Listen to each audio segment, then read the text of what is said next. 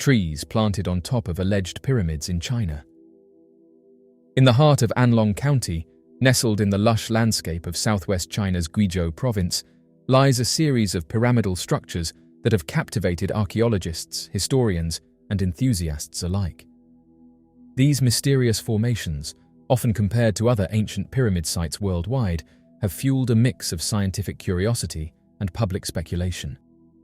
While their exact origins and purpose remain uncertain, the structures have recently drawn attention for an unexpected reason: reports that local officials are planting trees on and around the pyramids.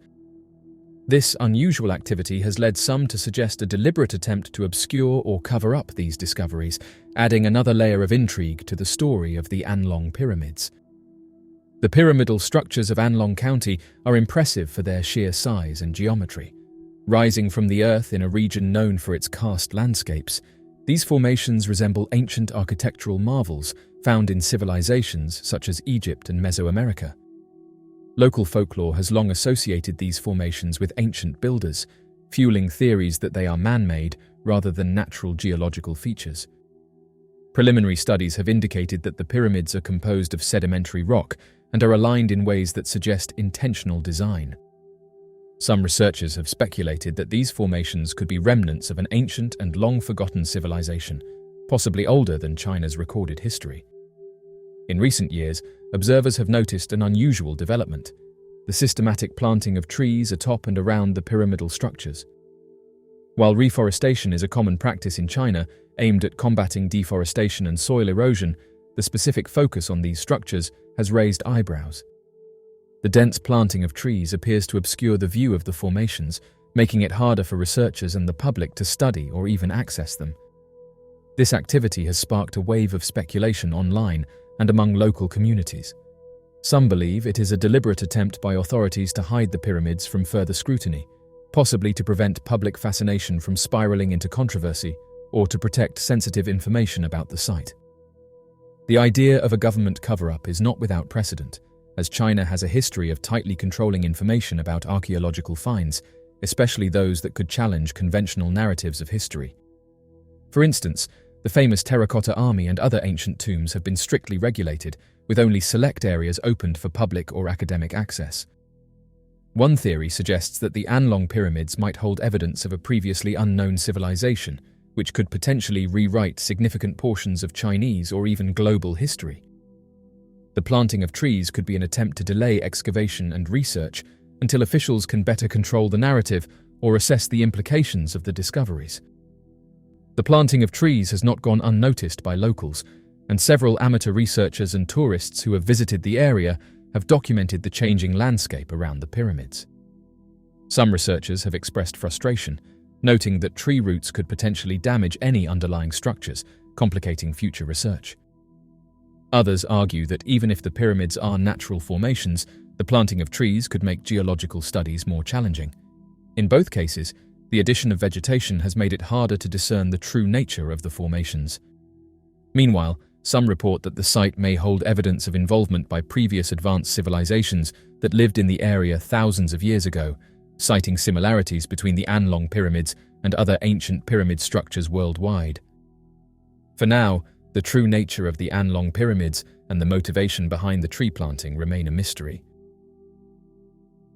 An interesting memo reveals that JFK probed the CIA to release UFO files just 10 days before he was taken out.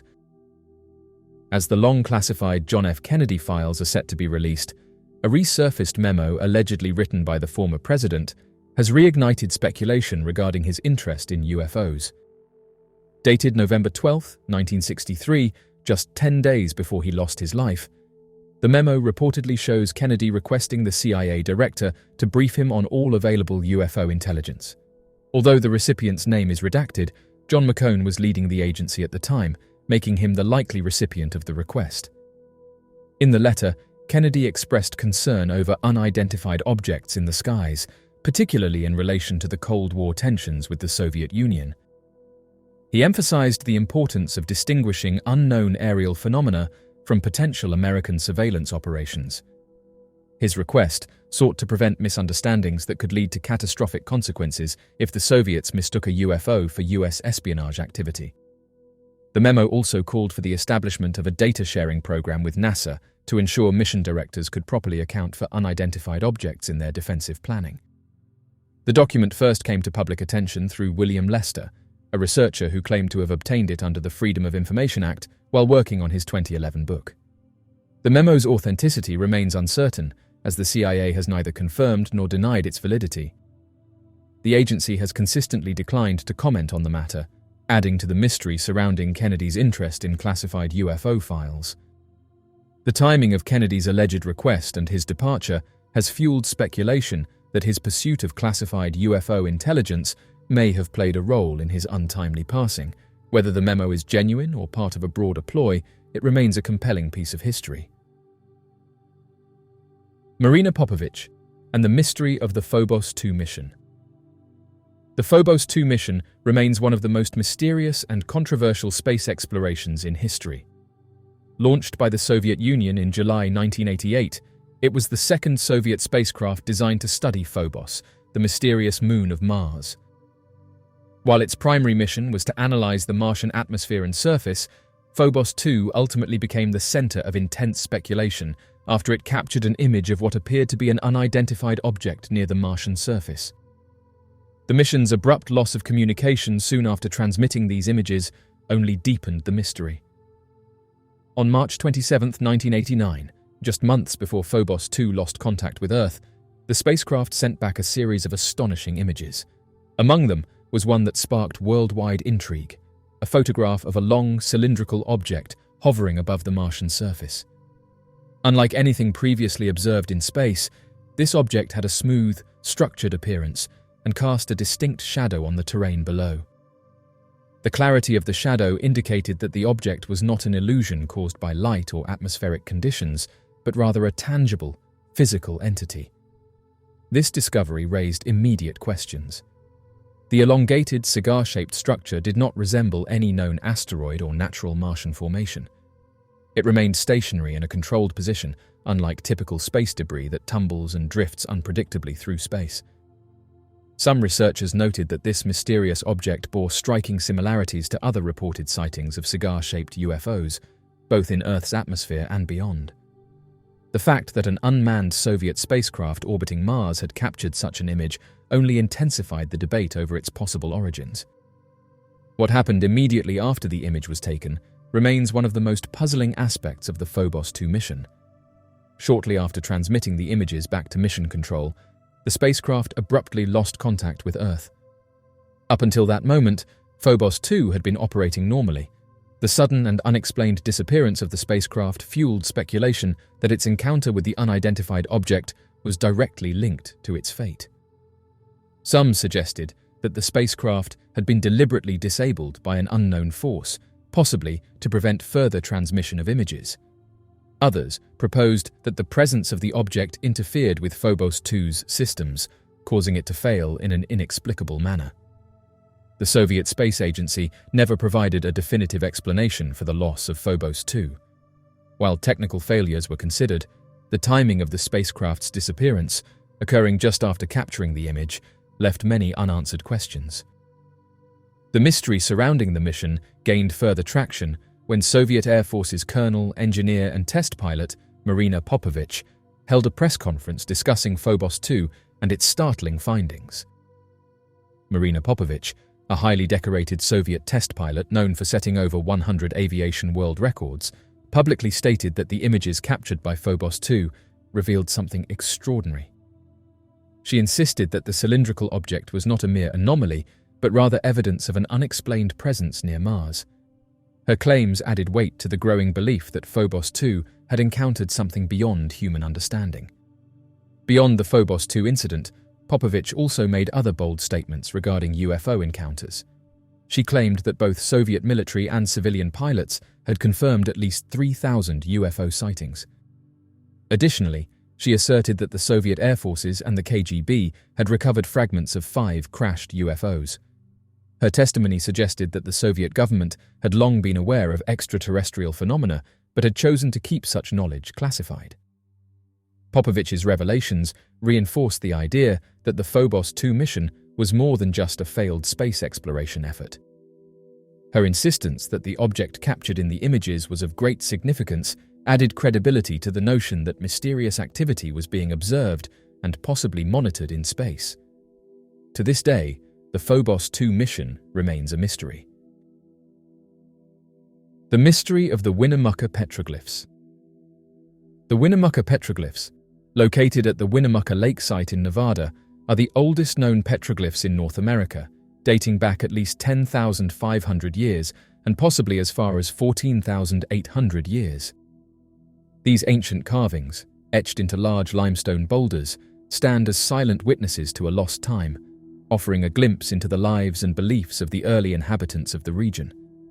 Their true purpose and meaning, however, remain a mystery, fueling speculation and intrigue among archaeologists and historians. Unlike many other petroglyph sites that depict images of people, animals, or handprints, the Winnemucca petroglyphs are distinct in their abstract nature. The carvings consist of deeply grooved lines, dots, and intricate chain-like patterns which form complex designs. These unusual markings suggest that the creators of the petroglyphs had a symbolic or ritualistic intent, possibly communicating knowledge, spiritual beliefs, or astronomical observations. However, since no written records exist from this time period, the true significance of these carvings is still unknown. One of the most fascinating aspects of the Winnemucca petroglyphs is their incredible age. Dating back to the end of the last ice age, these carvings predate some of the most well-known ancient civilizations. Their presence raises intriguing questions about the people who created them, who they were, how they lived, and what they hoped to convey through their artistry. The petroglyphs also provide evidence that early human populations in North America were more sophisticated and culturally developed than previously thought. Despite decades of study, the Winnemucca petroglyphs continue to remain shrouded in mystery. Their meaning, purpose, and the identity of their creators remain speculative, but they serve as a powerful reminder of the deep and ancient history of the Americas, preserved in stone for thousands of years. Boriska, a child prodigy, was born in 1996 and is also known as Little Boris. According to his mother, who is a doctor, she recognized her son's exceptional nature when he was able to hold his head up without any assistance, a mere 2 weeks after his birth. According to her, he commenced speaking a few months after his birth and was capable of reading, drawing, and painting by the age of 18 months. When Boriska, at the young age of 2, attended kindergarten, his teachers were immediately impressed by his exceptional writing and language abilities and his impressive memory skills.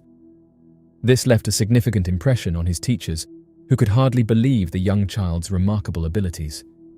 The young boy has insisted on multiple occasions that he used to be a pilot from Mars and had traveled to Earth. Boriska's parents maintain that they didn't educate their son about space as a youngster, yet he would frequently converse about Mars, planetary structures, and extraterrestrial societies. According to reports, his infatuation with space became his primary interest, and soon after, he began proclaiming to have been born on the planet Mars. According to researchers, he was an introverted young man who exhibited intelligence above the norm.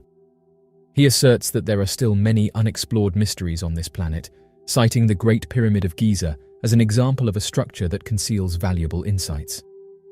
Boriska claims that once the Sphinx is opened, using an unknown mechanism located behind its ear, human life will be transformed.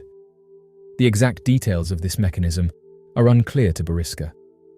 Boriska elaborates that the incident on Mars was a result of a nuclear conflict among the inhabitants of the planet. According to him, a small number of people managed to survive and subsequently constructed shelters for protection while simultaneously developing new weaponry. According to the boy, Martians inhale carbon dioxide, and in case they visit Earth, they would require pipes filled with this gas to exhale. Boriska, despite experiencing a significant nuclear disaster in the distant past, Mars is said to harbor a community of extraterrestrial beings.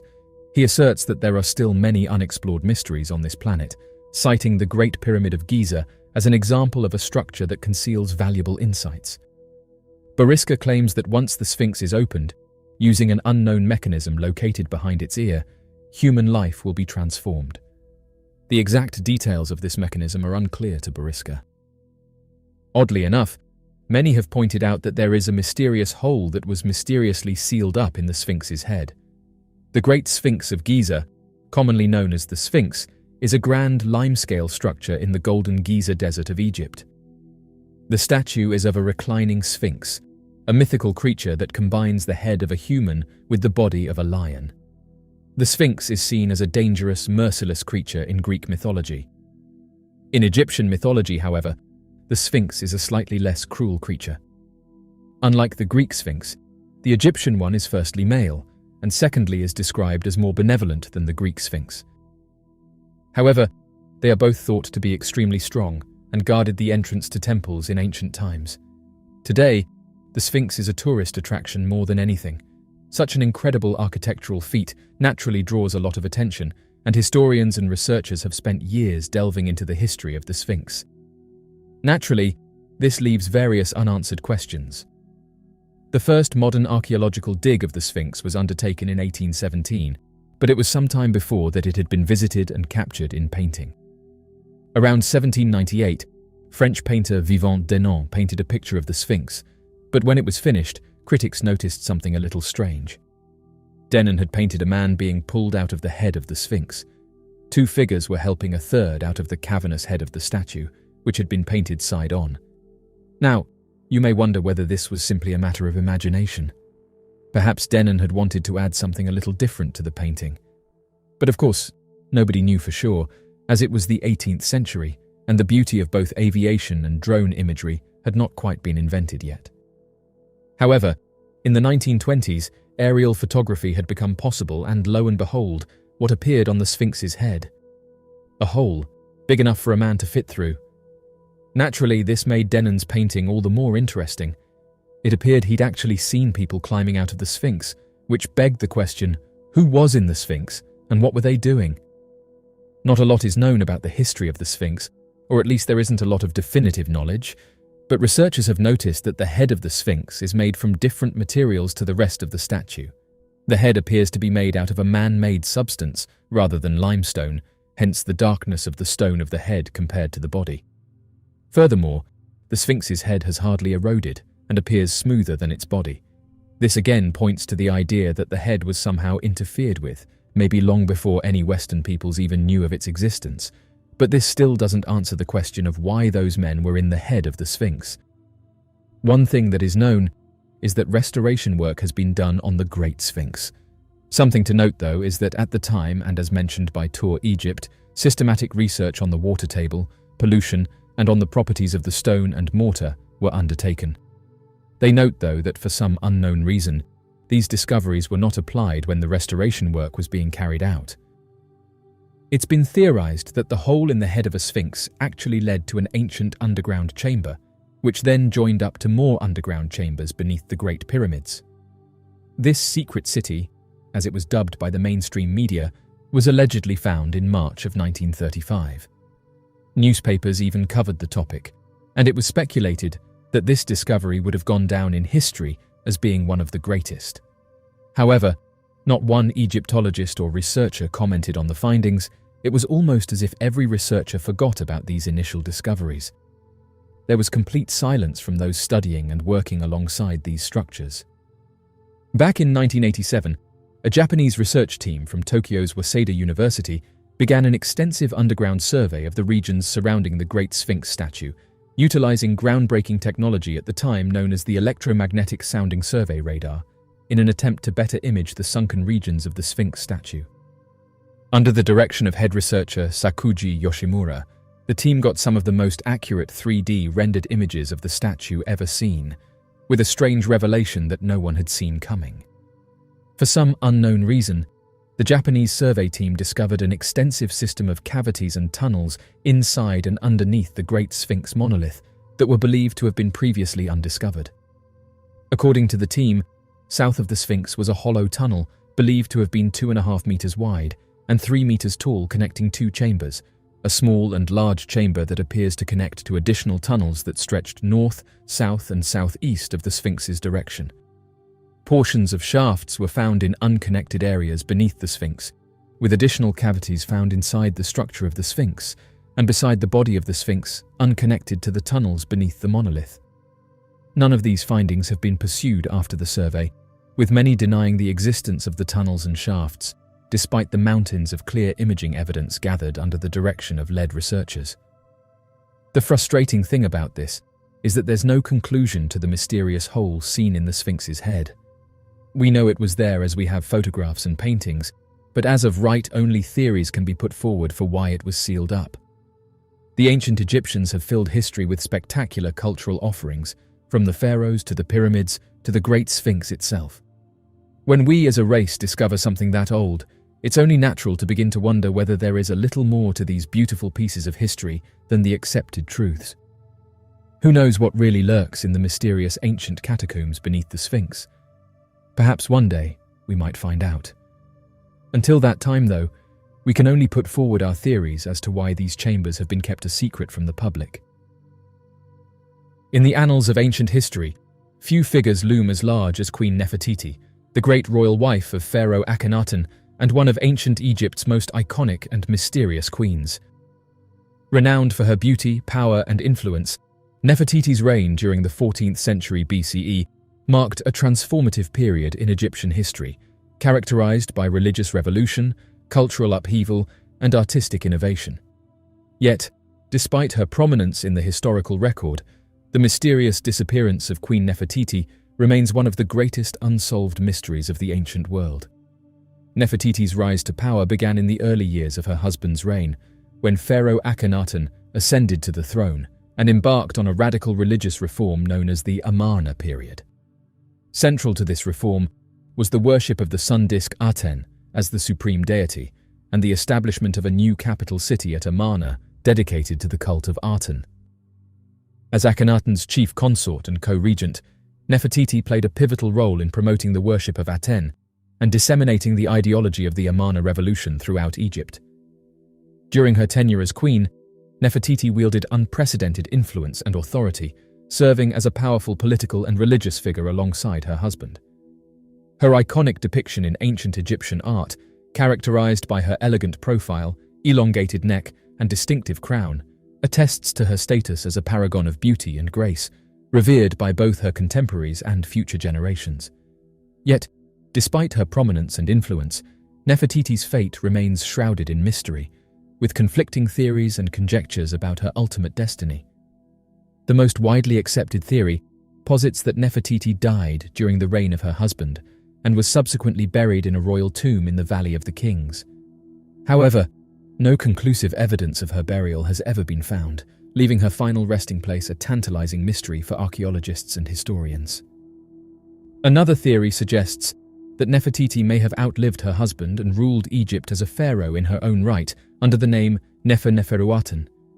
This theory is supported by evidence of a female ruler named Nefer-Neferuaten who succeeded Akhenaten and continued his religious reforms, albeit with a more moderate approach.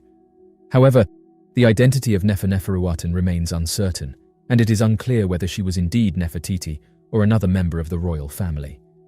Intriguingly, recent archaeological discoveries have reignited speculation about Nefertiti's fate, with tantalizing clues emerging from the sands of Egypt that suggest she may have been buried in a hidden chamber within the tomb of Pharaoh Tutankhamun. In 2015, a team of archaeologists led by British Egyptologist Nicholas Reeves proposed the existence of a secret chamber behind the walls of Tutankhamun's tomb, which they believed could contain the long-lost burial of Queen Nefertiti. Although subsequent investigations failed to conclusively confirm the presence of a hidden chamber within Tutankhamun's tomb, the tantalizing possibility of uncovering Nefertiti's final resting place has captured the imagination of scholars and enthusiasts alike.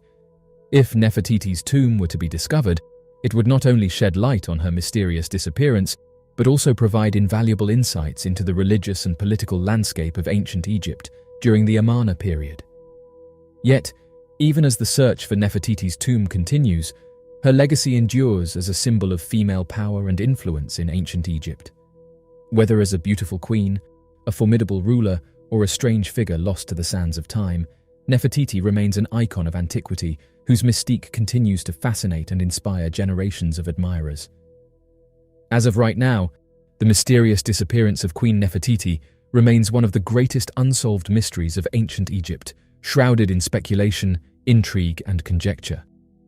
From her influential role in the Amarna period to her mysterious fate after the death of her husband, Nefertiti's legacy endures as a testament to the enduring allure of the ancient world and the mysteries that lie buried beneath its sands. As archaeologists continue to uncover new evidence and insights into the life and times of Queen Nefertiti, her story will continue to captivate and inspire generations to come. North Korea is known for its secretive and isolated nature, which has led to numerous unsolved mysteries and unanswered questions over the years. While the secretive regime tightly controls information, some mysteries have managed to capture international attention. The mystery of the North Korean ghost ships. In an extensive inquiry, Japanese authorities are probing a series of mysterious vessels discovered adrift along the country's shores, each carrying individuals who had passed away on board.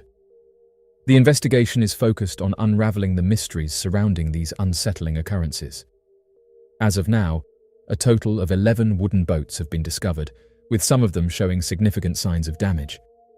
Authorities are currently conducting a thorough investigation into the circumstances surrounding the appearance of the boats, with a particular focus on tracing their origin.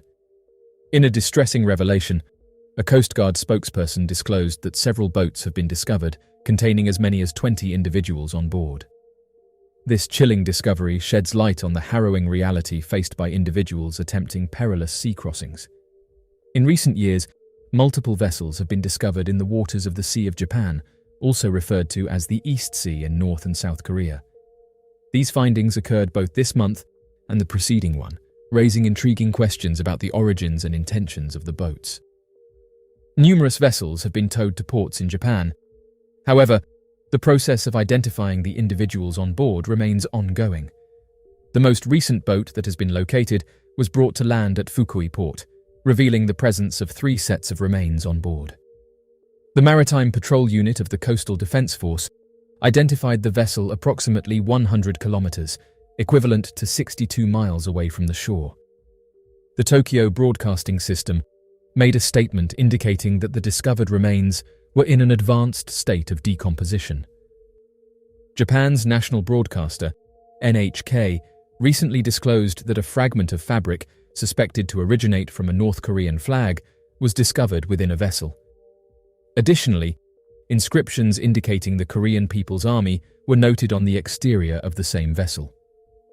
The presence of these peculiar items has sparked intrigue and speculation among experts and officials, prompting a deeper investigation into the origins and implications of such findings. Upon thorough examination, specialists probing the incident have put forth the notion that these vessels and remains might be linked to fishermen from North Korea. In the wake of multiple poor agricultural seasons, the isolated nation is actively engaged in efforts to enhance the quantity of fish caught by its fishermen. Following a series of unfavorable harvests, the nation has embarked on initiatives to boost productivity. The navigational instruments used for fishing are intricate to operate and are notably devoid of essential tools like radars. According to insights shared by a maritime specialist with NHK, these vessels might have been adrift for an extended period, possibly spanning several months, with their locations remaining unknown to anyone. In more extensive discussions, individuals have suggested that the boats might represent individuals striving to flee from the authoritarian regime of the communist state. North Korean vessels frequently appear in the coastal communities of Japan, with an average of around 12 ships from North Korea washing ashore annually along the beaches and harbors. The majority of these ships arrive empty, lacking any signs of life, or containing remnants of wood fuel. On some occasions, these vessels are discovered to house crews of deceased individuals, intensifying concerns about the mysteries associated with North Korea, known for its strict military presence and secretive activities. The presence of these vessels evokes a sense of unease and raises questions about the unknown events unfolding within the borders of North Korea.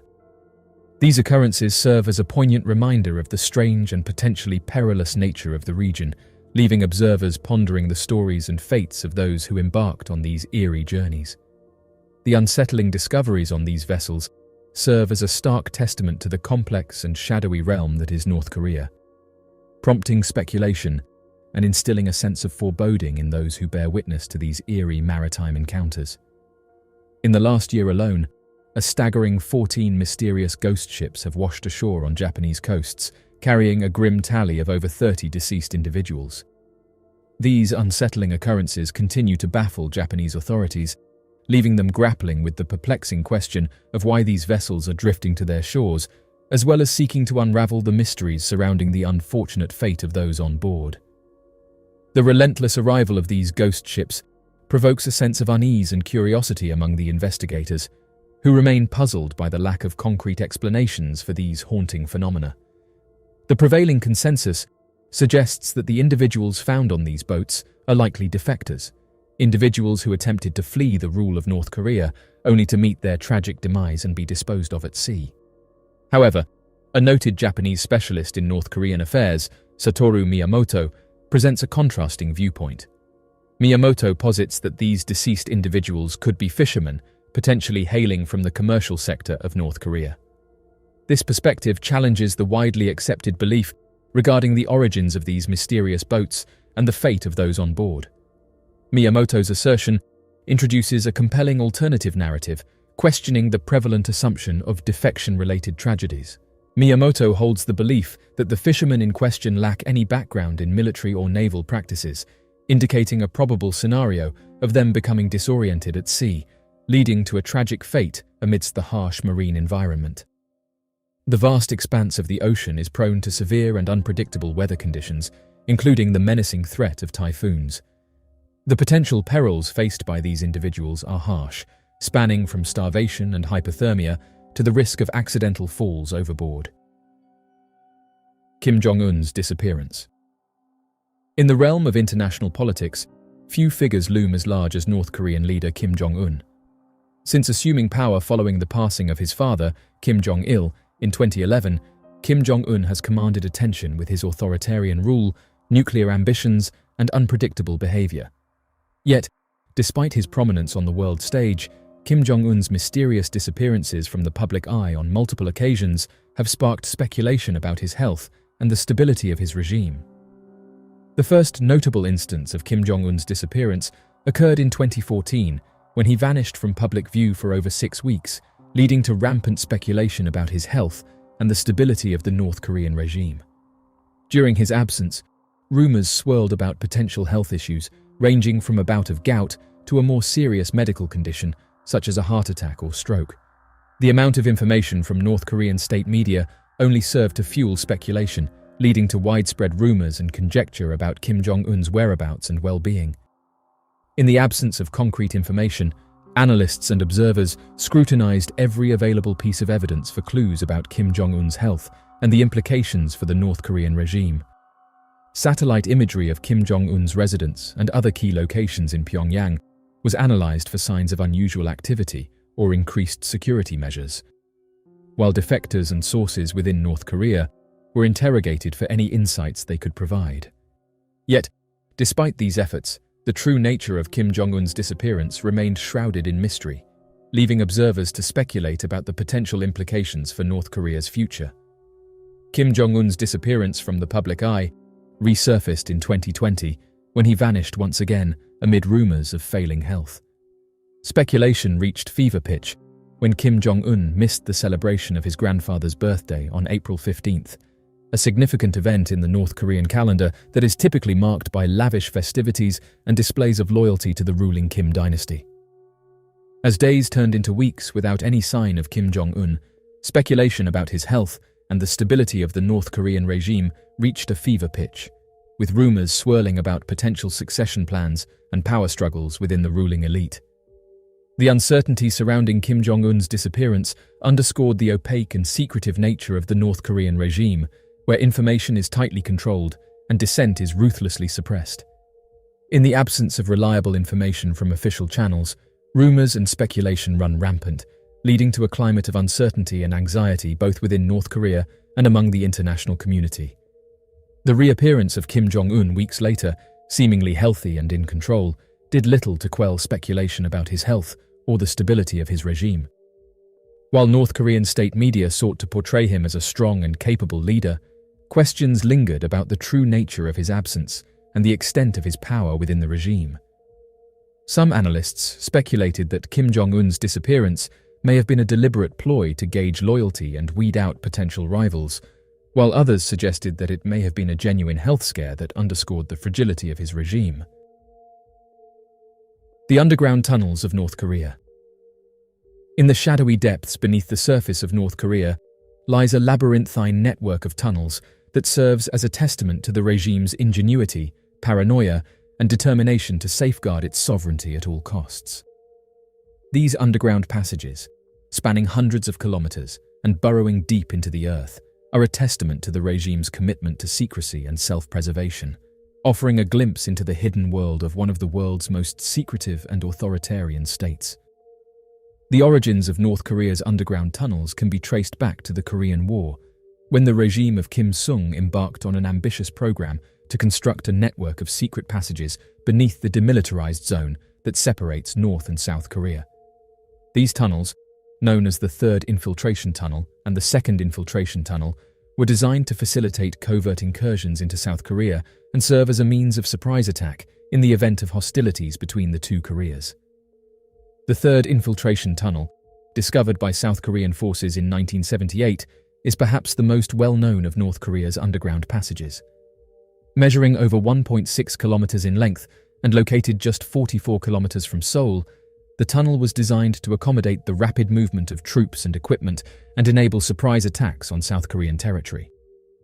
Despite North Korea's claims that the tunnel was intended for coal mining, evidence suggests otherwise, with its dimensions and construction consistent with military use. The discovery of the Third Infiltration Tunnel sparked alarm and outrage in South Korea, leading to increased tensions and a heightened sense of vigilance along the DMZ. In response, South Korean forces embarked on a program of tunnel detection and countermeasures, employing advanced technology and surveillance techniques to uncover and neutralize any further incursions by North Korean forces. Despite these efforts, North Korea's underground tunneling program continued unabated, with subsequent discoveries revealing the existence of additional tunnels beneath the DMZ. The Second Infiltration Tunnel, discovered in 1975, and the Fourth Infiltration Tunnel, discovered in 1990, are believed to be part of a larger network of underground passages designed to facilitate covert operations and surprise attacks on South Korean territory. In addition to their military significance, North Korea's underground tunnels also serve as a means of protecting the regime's leadership and preserving its ability to govern in the event of a conflict or uprising. Deep beneath the surface of Pyongyang, the capital city of North Korea, lies a sprawling complex of underground bunkers and command centers that are designed to withstand even the most devastating of military attacks. These underground facilities, known as the Underground Palace or the Metro of Pyongyang, are believed to house key government officials, military commanders, and strategic assets, ensuring the regime's survival in the event of a nuclear strike or conventional invasion. Equipped with state-of-the-art communications equipment, food and water supplies, and medical facilities, these underground bunkers are a testament to the regime's determination to maintain control and resist external threats at all costs. Yet, despite the regime's efforts to conceal the existence of its underground tunnels and bunkers, evidence of their existence has gradually come to light through defector testimonies, satellite imagery, and the occasional discovery by South Korean forces. While the true extent of North Korea's underground network remains shrouded in secrecy, it is clear that these tunnels play a critical role in the regime's military strategy and its ability to withstand external pressure. In recent years, North Korea's underground tunnels have garnered renewed attention amid escalating tensions on the Korean peninsula and the regime's ongoing development of nuclear weapons and ballistic missiles. As the threat of conflict looms ever larger, the existence of these tunnels serves as a sobering reminder of the regime's willingness to resort to extreme measures to ensure its survival and maintain its grip on power. While some of these tunnels have been discovered and made public, the full extent of North Korea's tunneling activities remains a mystery. Mysterious unmanned plane spotted in North Korea. In the latest commercial satellite images analyzed by NK-Pro, a significant discovery emerged. A sizable, advanced North Korean military drone made its debut.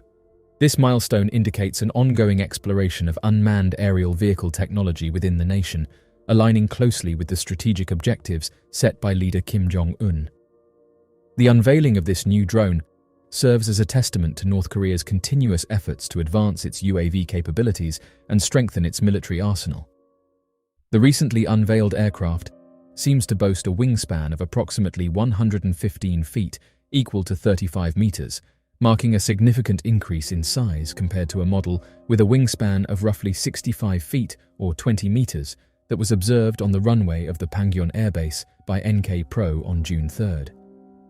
This event marked the first instance where the Democratic People's Republic of Korea has been recorded testing a contemporary drone.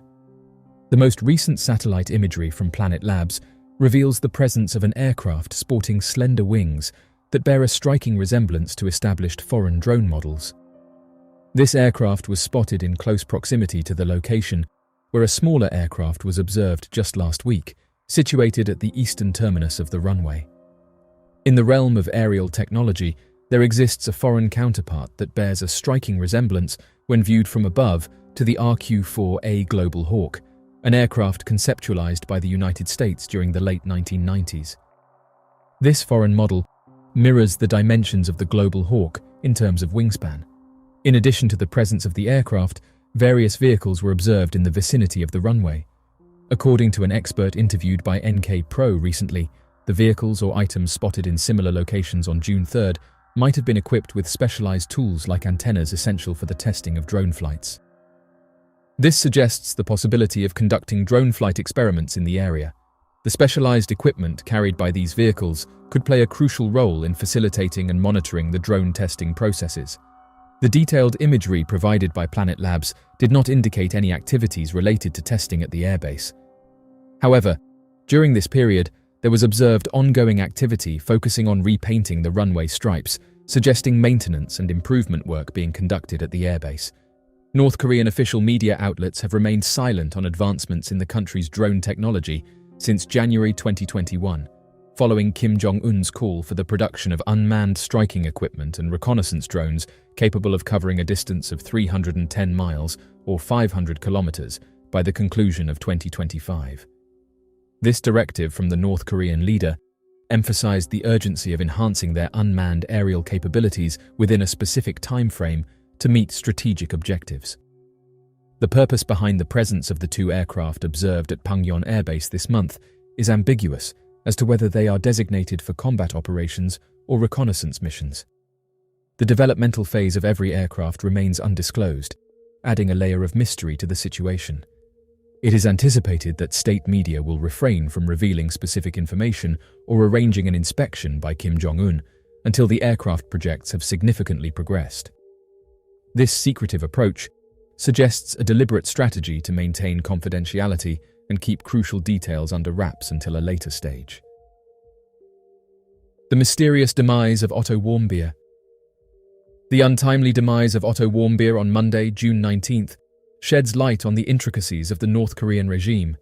His situation stands out due to its rarity, as North Korea typically does not subject its foreign detainees to physical abuse resulting in long-lasting harm. The details surrounding the 22-year-old student's ordeal during his roughly 18 months of confinement in North Korea, which commenced in January of the previous year, remain largely elusive. Following his repatriation to the United States mere days before his passing, medical professionals attending to Warmbier highlighted a significant loss of brain tissue that occurred during his time in North Korea. They noted from MRI scans that he likely sustained a brain injury soon after receiving a harsh 15-year sentence of hard labor in March 2016. Despite thorough examinations, there were no compelling indications of physical assault, coercion, or similar mistreatment. North Korean medical personnel attributed his condition to botulism and the consumption of a sleeping aid that rendered him unresponsive, whereas American doctors found no substantiating evidence of botulism in their assessments. During his ordeal in North Korean captivity, the circumstances surrounding Warmbier's treatment remain shrouded in mystery. However, it is sadly not uncommon for individuals to endure inhumane conditions under the North Korean regime. The extended duration of Warmbier's captivity, despite his deteriorating health, highlights a troubling disregard for basic human rights when political agendas take precedence.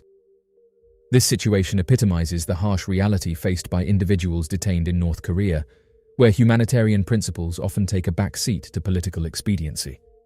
The lack of transparency regarding Warmbier's treatment underscores the systematic opacity and cruelty prevalent within the North Korean detention system. This incident serves as a stark reminder of the grave human rights abuses that persist within the confines of North Korean detention facilities, where individuals like Warmbier are left vulnerable to the whims of a regime. In the midst of the international jests aimed at the leader and personality cult of North Korea, it is crucial not to overlook the grim reality that the country is still deeply entrenched in the grip of a severe police state. Within the confines of North Korea, countless individuals face atrocities comparable to, or in some instances, surpassing the ordeal endured by Warmbier. The labor camps in North Korea stand as stark reminders of the ruthless regime, where individuals find themselves incarcerated for actions that would not even be considered criminal in most Western legal systems. Instead, the North Korean government deems these acts as politically subversive, such as the mere act of introducing foreign cultural influences. It is unimaginable in any other context than that of an oppressively totalitarian regime for a young man like Warmbier to receive a 15-year sentence of grueling labor for attempting to pilfer a propaganda banner. The North Korean authorities alleged that he had colluded with a church in his homeland to orchestrate the overthrow of the state system, yet they failed to provide substantial evidence to support their claims.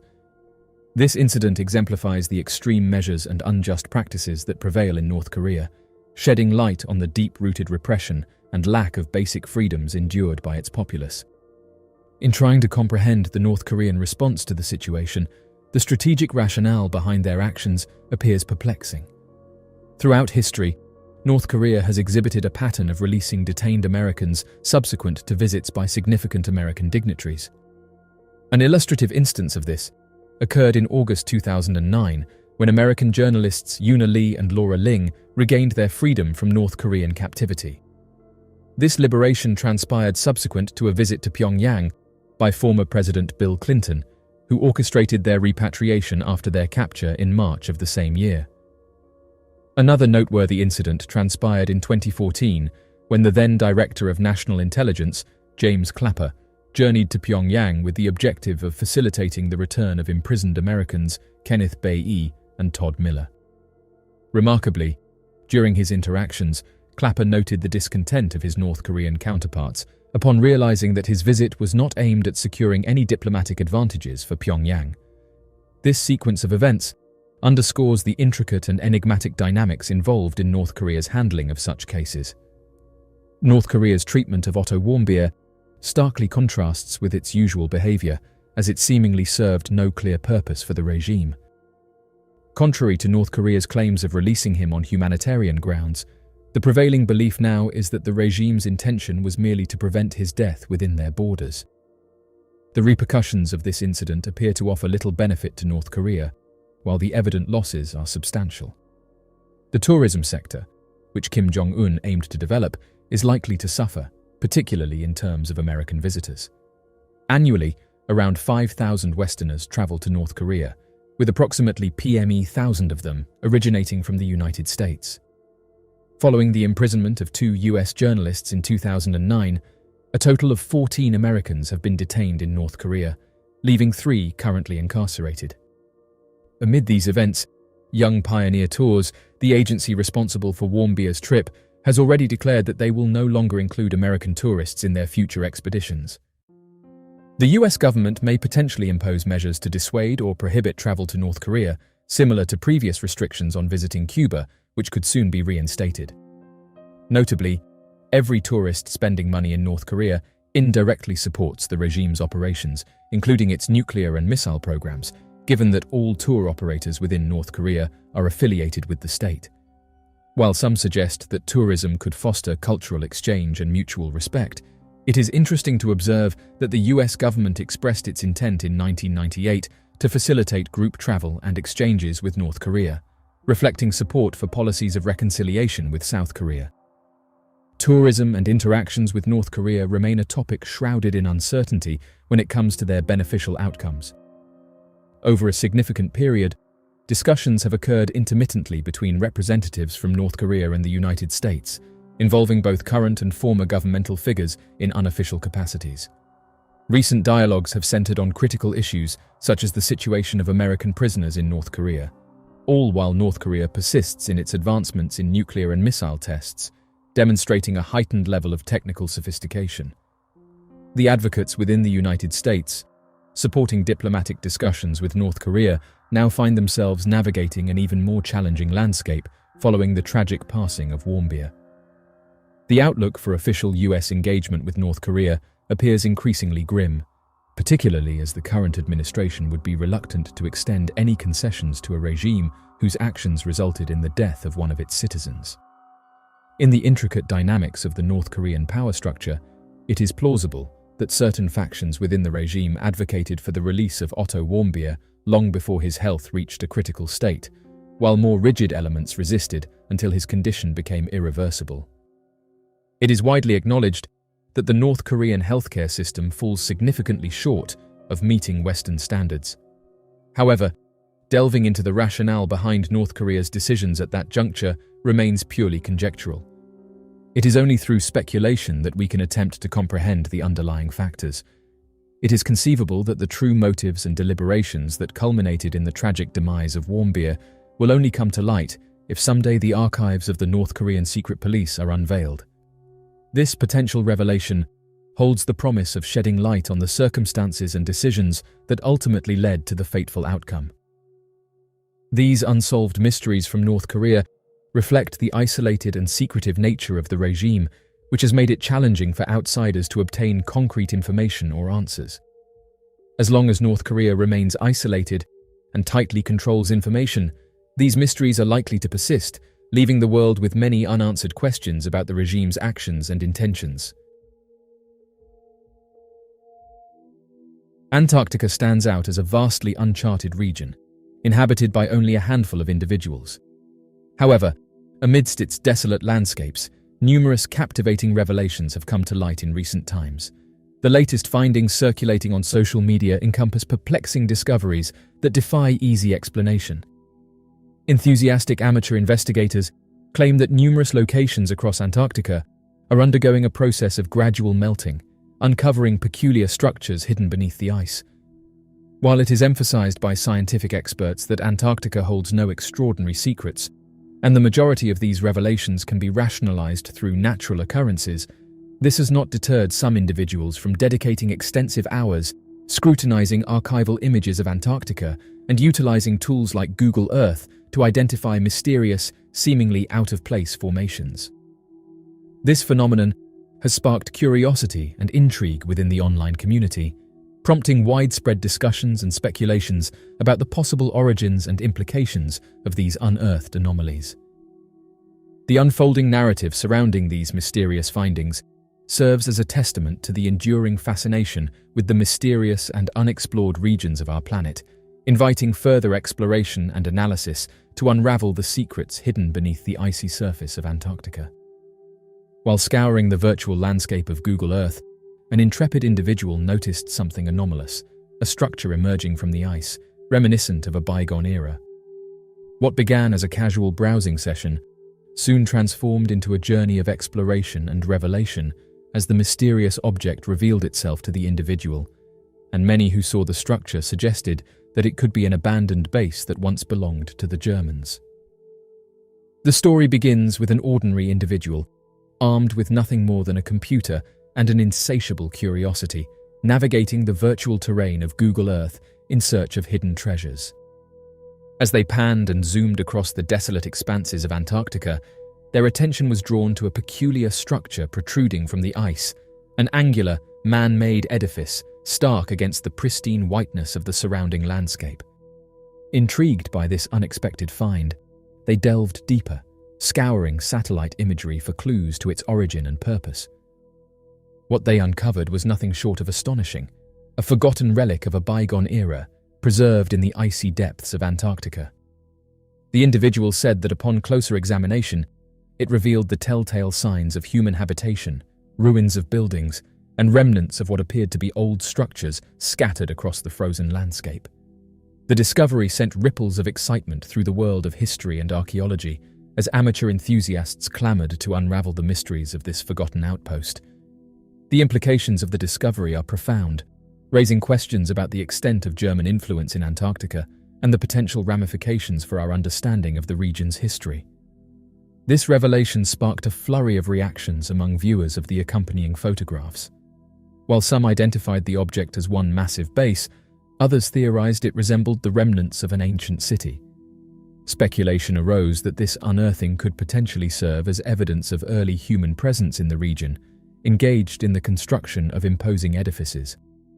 One individual pondered that if presented with the image devoid of any context, observers might liken it to a structure akin to a building or the wreckage of a seafaring vessel. Oftentimes, when claims are made regarding such discoveries in Antarctica, individuals tend to dismiss them automatically. The essence of science lies in continuous learning and the correction of our understanding of the Earth's history. During that period, Germany's aspirations transcended the confines of European battlegrounds, encompassing broader ambitions and strategies that reached beyond the continent's borders. In an effort to gain strategic leverage and assert supremacy in the aftermath of the war, German scientists and military officials contemplated a bold plan to set up strongholds in Antarctica. This ambitious proposal aimed to solidify their position on the global stage and expand their influence beyond conventional territories. Germany's fascination with Antarctica is fueled by a compelling combination of strategic, scientific, and ideological motivations. Strategically, the country sees Antarctica as a pivotal location with significant implications for its global interests. The immense and frozen landscape of the Antarctic continent harbored vast, untapped resources and strategic military advantages, presenting an alluring opportunity for a government keen on extending its territorial control and military dominance. The uninhabited icy terrain of Antarctica offered lucrative prospects for exploration and exploitation, which could significantly contribute to the economic and military strength of a nation with expansionist ambitions. Antarctica's extreme remoteness not only held a strong appeal due to its secretive and isolated nature, but also provided a secure sanctuary for covert activities to be carried out discreetly, shielded from the scrutiny of Allied intelligence agencies.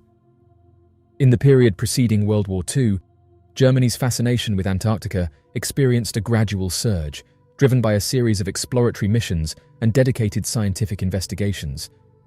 The German Antarctic expedition, under the leadership of Captain Alfred Richer in the span of 1938 to 1939, remains a prominent exploration venture in history, particularly notable for its extensive mapping of vast Antarctic coastal regions and the subsequent territorial claims made on behalf of Germany. This expedition, renowned for its significance, not only contributed to the scientific understanding of the region, but also fueled the aspirations and ambitions of Germany during that era, bolstered by the expedition's discoveries and insights into the abundant natural resources and potential strategic advantages present in the Antarctic. The Antarctic expedition, conducted by the Germans aboard the vessel Schwabenland, which took place from 17th of December 1938 to 12th of April 1939, stands as a relatively obscure voyage in Antarctic exploration history. This expedition, occurring just before the onset of World War II, ventured into the western region, recognized today as Dronning Maudland. The Germans embarked on this voyage during a significant period in history, traversing the icy expanses of the Antarctic continent. The exploration was initiated due to apprehensions within the German governmental circles regarding the sustainability and viability of the German whaling sector. In the region of Dronning Maudland, where the Norwegian whaling fleets first explored, a significant discovery was made. While the land had not yet been formally acknowledged with its current name, unofficial claims on its behalf had already been put forward by Norway, even though there was no official royal proclamation confirming these assertions. In light of the British imposition of heavy fees and restrictions on whaling operations in the South Atlantic, the German government was eager to avoid a similar predicament. Consequently, a covert mission was strategized with the intent of staking a territorial claim in Antarctica on behalf of Germany. The primary goal was to identify a suitable site for establishing a German whaling fleet base. This clandestine expedition received approval from Hermann Göring as part of the German four-year plan aimed at fostering economic growth. The expedition had both public and undisclosed goals. Publicly, it aimed to extend the scientific research initiated by Erich von Drygalski and Wilhelm Filchner in the early 20th century near 90 degrees east and in the Weddell Sea, respectively. However, alongside these scientific pursuits, the expedition harbored covert military objectives. Upon its homeward voyage, it intended to assess the viability of the remote Brazilian isles of Ilha Trinidade and Ilhas Martin Vaz, situated approximately 1,000 kilometers east of Vitoria in Brazil, as potential landing sites for the German Navy, particularly for U-boats. This assessment aimed to evaluate the strategic advantages these islands could offer for naval operations, emphasizing the importance of geographical considerations in military planning. At first glance, Antarctica may appear to be little more than an inhospitable wasteland of ice and snow, a vast, desolate expanse devoid of life and civilization. Yet, upon closer inspection, the continent reveals itself to be a place of profound geological, ecological, and climatological significance, a crucible of scientific inquiry and discovery unlike any other on Earth. From the towering peaks of the Transantarctic Mountains to the otherworldly landscapes of the dry valleys, Antarctica is a land of contrasts and contradictions, where the forces of nature reign supreme and the boundaries of human understanding are continually tested. One of the most enduring mysteries of Antarctica lies in its geological history, a tale written in the rocks and ice that blanket the continent's surface. Over millions of years, Antarctica has undergone dramatic transformations, from a lush, temperate paradise to the frozen wilderness we see today. Yet, evidence of its ancient past lies hidden beneath the ice, waiting to be unearthed by intrepid scientists and explorers. Another mystery that has confounded researchers for decades is the presence of anomalous magnetic anomalies known as Antarctic anomalies. Perhaps the most tantalizing mystery of Antarctica lies in its potential to unlock secrets about the origins of life on Earth and the possibility of mysterious life elsewhere in the universe. The continent's extreme environment, characterized by sub-zero temperatures, high winds, and near-total darkness, bears a striking resemblance to the conditions found on other planets and moons in our solar system. As such, Antarctica serves as a natural laboratory for astrobiological research, offering insights into the limits of life's adaptability and the potential for habitability beyond Earth. The mysterious organism 46b.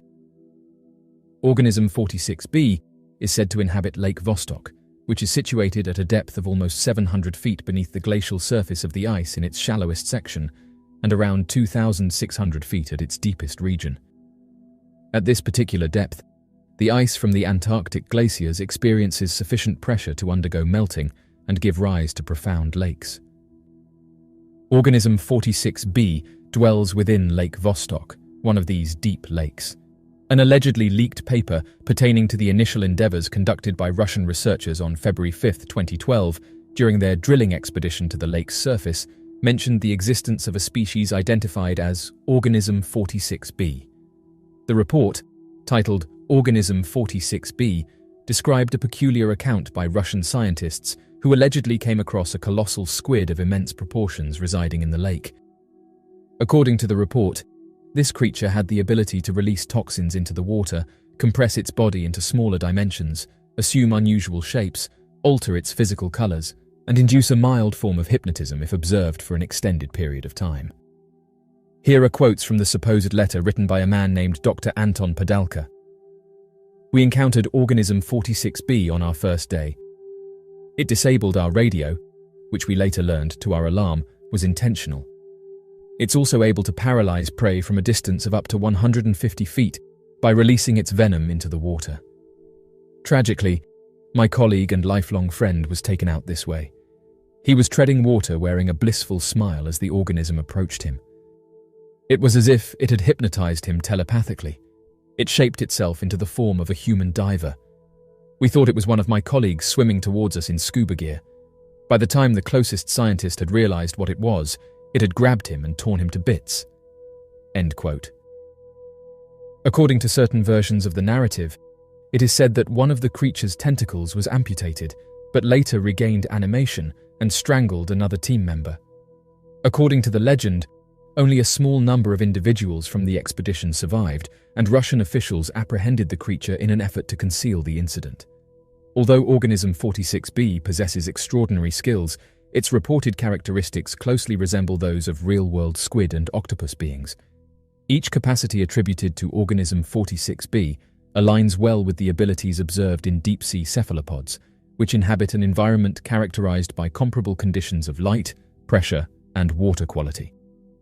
This analysis of the possible capacity for telepathic abilities in the creature, as well as a scientific explanation of how this talent could be understood. Comprehending the telepathic capabilities of organism 46b is a challenging and almost unattainable task, given that the mechanics behind telepathy remain mostly elusive in contemporary times. Nevertheless, it is possible to speculate about the factors that could potentially account for the telepathic skills of certain marine species based on assumptions and available evidence. It is crucial to acknowledge that there is much evidence and scientific research in the field of neuroscience, which aims to decode the seemingly random electrical impulses of neurons into usable information that can be shown or comprehended. In 1999, a research investigation conducted by Dan Yang at the University of California, Berkeley, effectively replicated a cat's visual perception of the real world using raw data obtained from visual neurons. The utilization of poisons derived from organism 46b appears to be based on actual instances of cephalopods employing minute quantities of deadly toxins in contemporary times. The blue-ringed octopus is a small octopus, approximately the size of a golf ball, that possesses a potent venom capable of causing the passing of 26 adult males if injected. The blue-ringed octopus possesses various peculiar talents, including the capacity for jet propulsion. It achieves this by channeling water, enabling it to move significantly faster in the water than other marine species.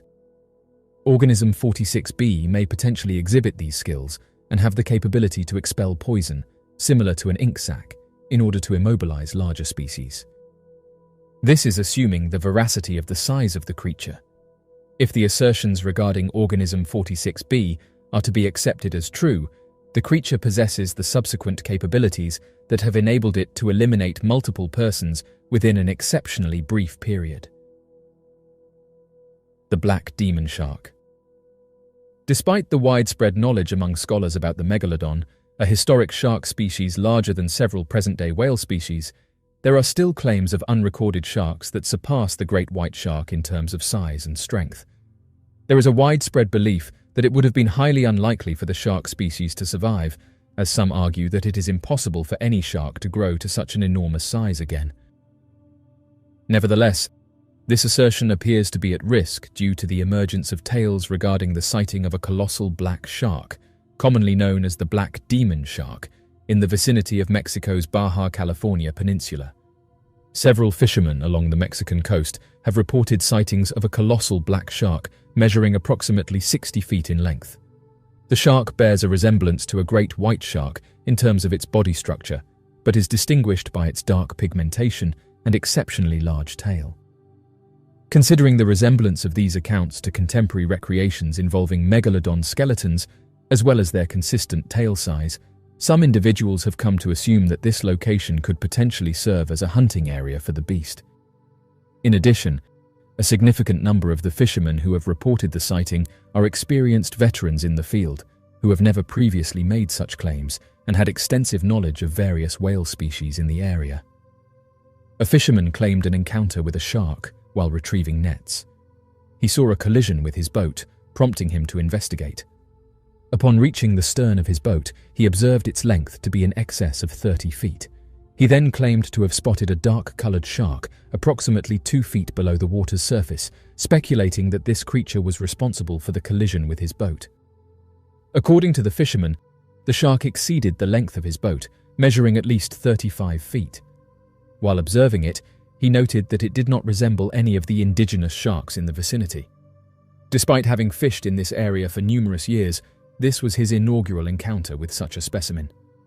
Curiously, he mentioned that most of the wildlife departed from the region at approximately the same time.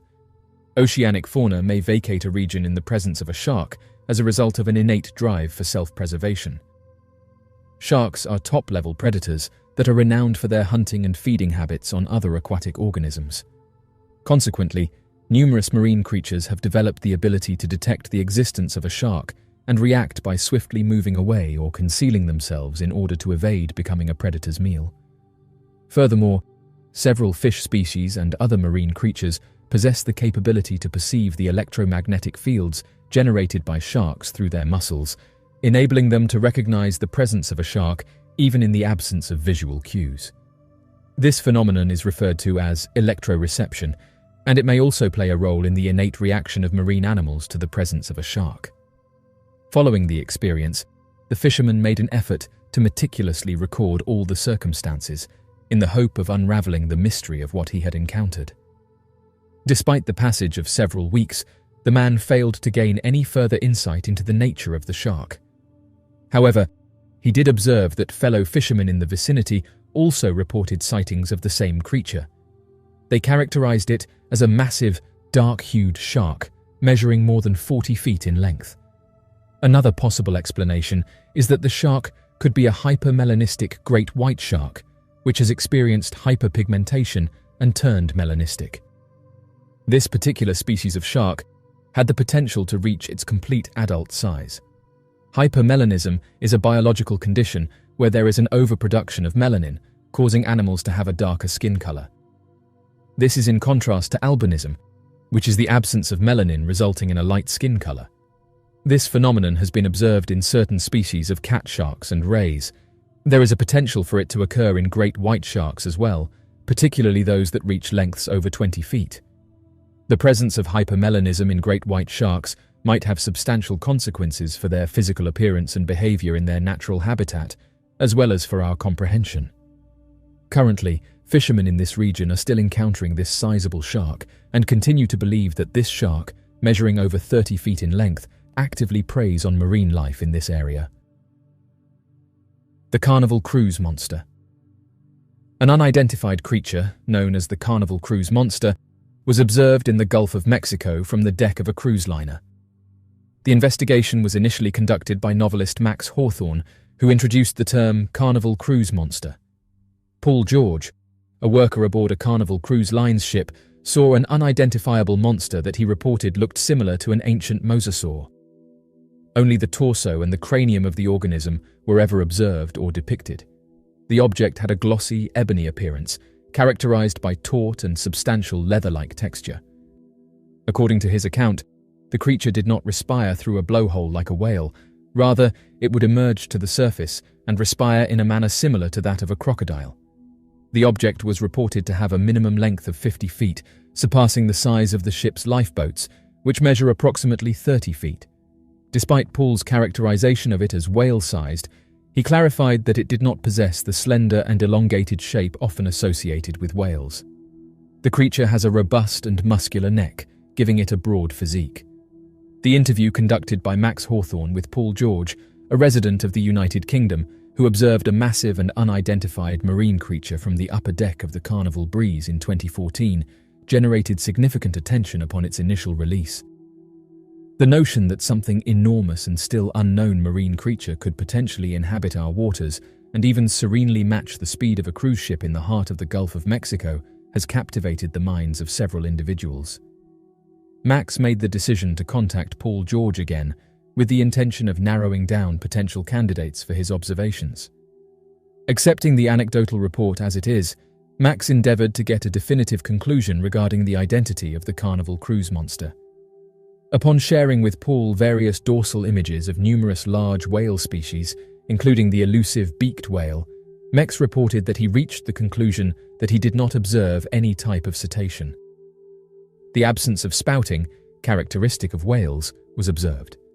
Instead, its exhalation originated from beneath the surface, a behavior commonly observed in marine turtles and crocodilians.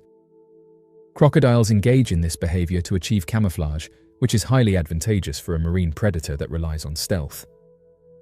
Given the propulsion mechanism resembling a tail or caudal fin, it seems that the only plausible option left is a mosasaur or a marine crocodile. The color and texture of the object observed by Paul eliminates the possibility of it being a crocodile, and instead suggests that it is highly likely to be a mosasaur. The Lake Baikal humanoids. Lake Baikal, the oldest and deepest lake in the world, is located in Siberia and was used for regular training exercises by Russian Navy divers in the late 1980s. However, the findings they made during one of their dives were far from ordinary. Multiple divers reported witnessing mysterious humanoid beings, igniting significant curiosity and conjecture over their observations.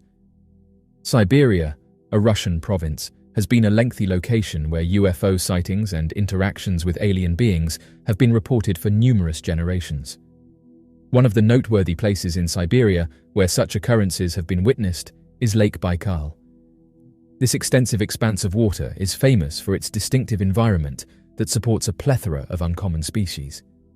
The swimmers in Lake Baikal once caused panic among Russian Navy divers because of their formidable strength, which unfortunately led to the passing of 3 divers as a result of decompression sickness. The Lake Baikal swimmers are a group of aquatic humanoid creatures that encountered Russian naval divers in 1982, evoking curiosity and fascination. This fascinating encounter took place during a typical military diving mission at a depth of 50 meters, which is comparable to 164 feet. The divers were suddenly captivated by the presence of a strange entity sharing the waters with them. The divers recorded observations of humanoid beings with extended bodies measuring up to 3 meters or 9 feet in length. In addition to their immense size, the divers discovered several indications suggesting that the entities they encountered were of extraterrestrial origin. These humanoid beings were distinct from anything observed on Earth, arousing curiosity and conjecture regarding their source and intention. The pictured creatures were distinguished by their silver contours, with select entities embellished with transparent orbs on their heads. These orbs have been compared to the visual representation of an unfurled umbrella positioned above the creatures' heads. This description provides a comprehensive portrayal of the figures, highlighting their unique characteristics that differentiate them from others. Upon resurfacing from the profound depths of Lake Baikal, the divers expeditiously communicated their astounding finding to a superior official. As a reply, the commander directed the divers to submerge again into the frigid waters and apprehend one of these mysterious marine creatures. A group of 7 courageous divers ventured into the lake once more, encountering the Lake Baikal swimmers. These swimmers demonstrated remarkable power by forcefully forcing the Soviet divers back to the surface. This extraordinary meeting not only demonstrated the divers' ability to recover quickly from difficulties, but also emphasized the incredible skills possessed by these elusive aquatic species inhabiting the depths of Lake Baikal. The insufficient presence of decompression chambers along the coastline led to a terrible scenario where all 7 divers could not be accommodated, resulting in 3 unfortunate divers succumbing to decompression sickness, also referred to as caisson disease or the bends. This sad episode represented a fatal shift in the attempts to communicate with the Lake Baikal swimmers. The insufficient allocation of resources to satisfy decompression requirements left the divers vulnerable to the lethal repercussions of their fall into the depths. Nikolai Kuriv, a fisherman residing in the picturesque village of Kultuk, has recently regaled local historians with a captivating narrative, recalling a memorable fishing expedition from the 1990s. According to Kuriv, while fishing at night with his friends, they witnessed a spectacular and puzzling sight. Supposedly, as they were fishing at night, they were amazed to see unusual events happening in the calm lake waters. Within the expansive Lake Baikal, the fishermen had a profound sense of trepidation when they encountered mysterious monsters that posed a threat of capsizing their boats, thereby submerging them into the frigid depths. The crew made a desperate attempt to catch one of these elusive silver creatures by using large nets in the cold waters.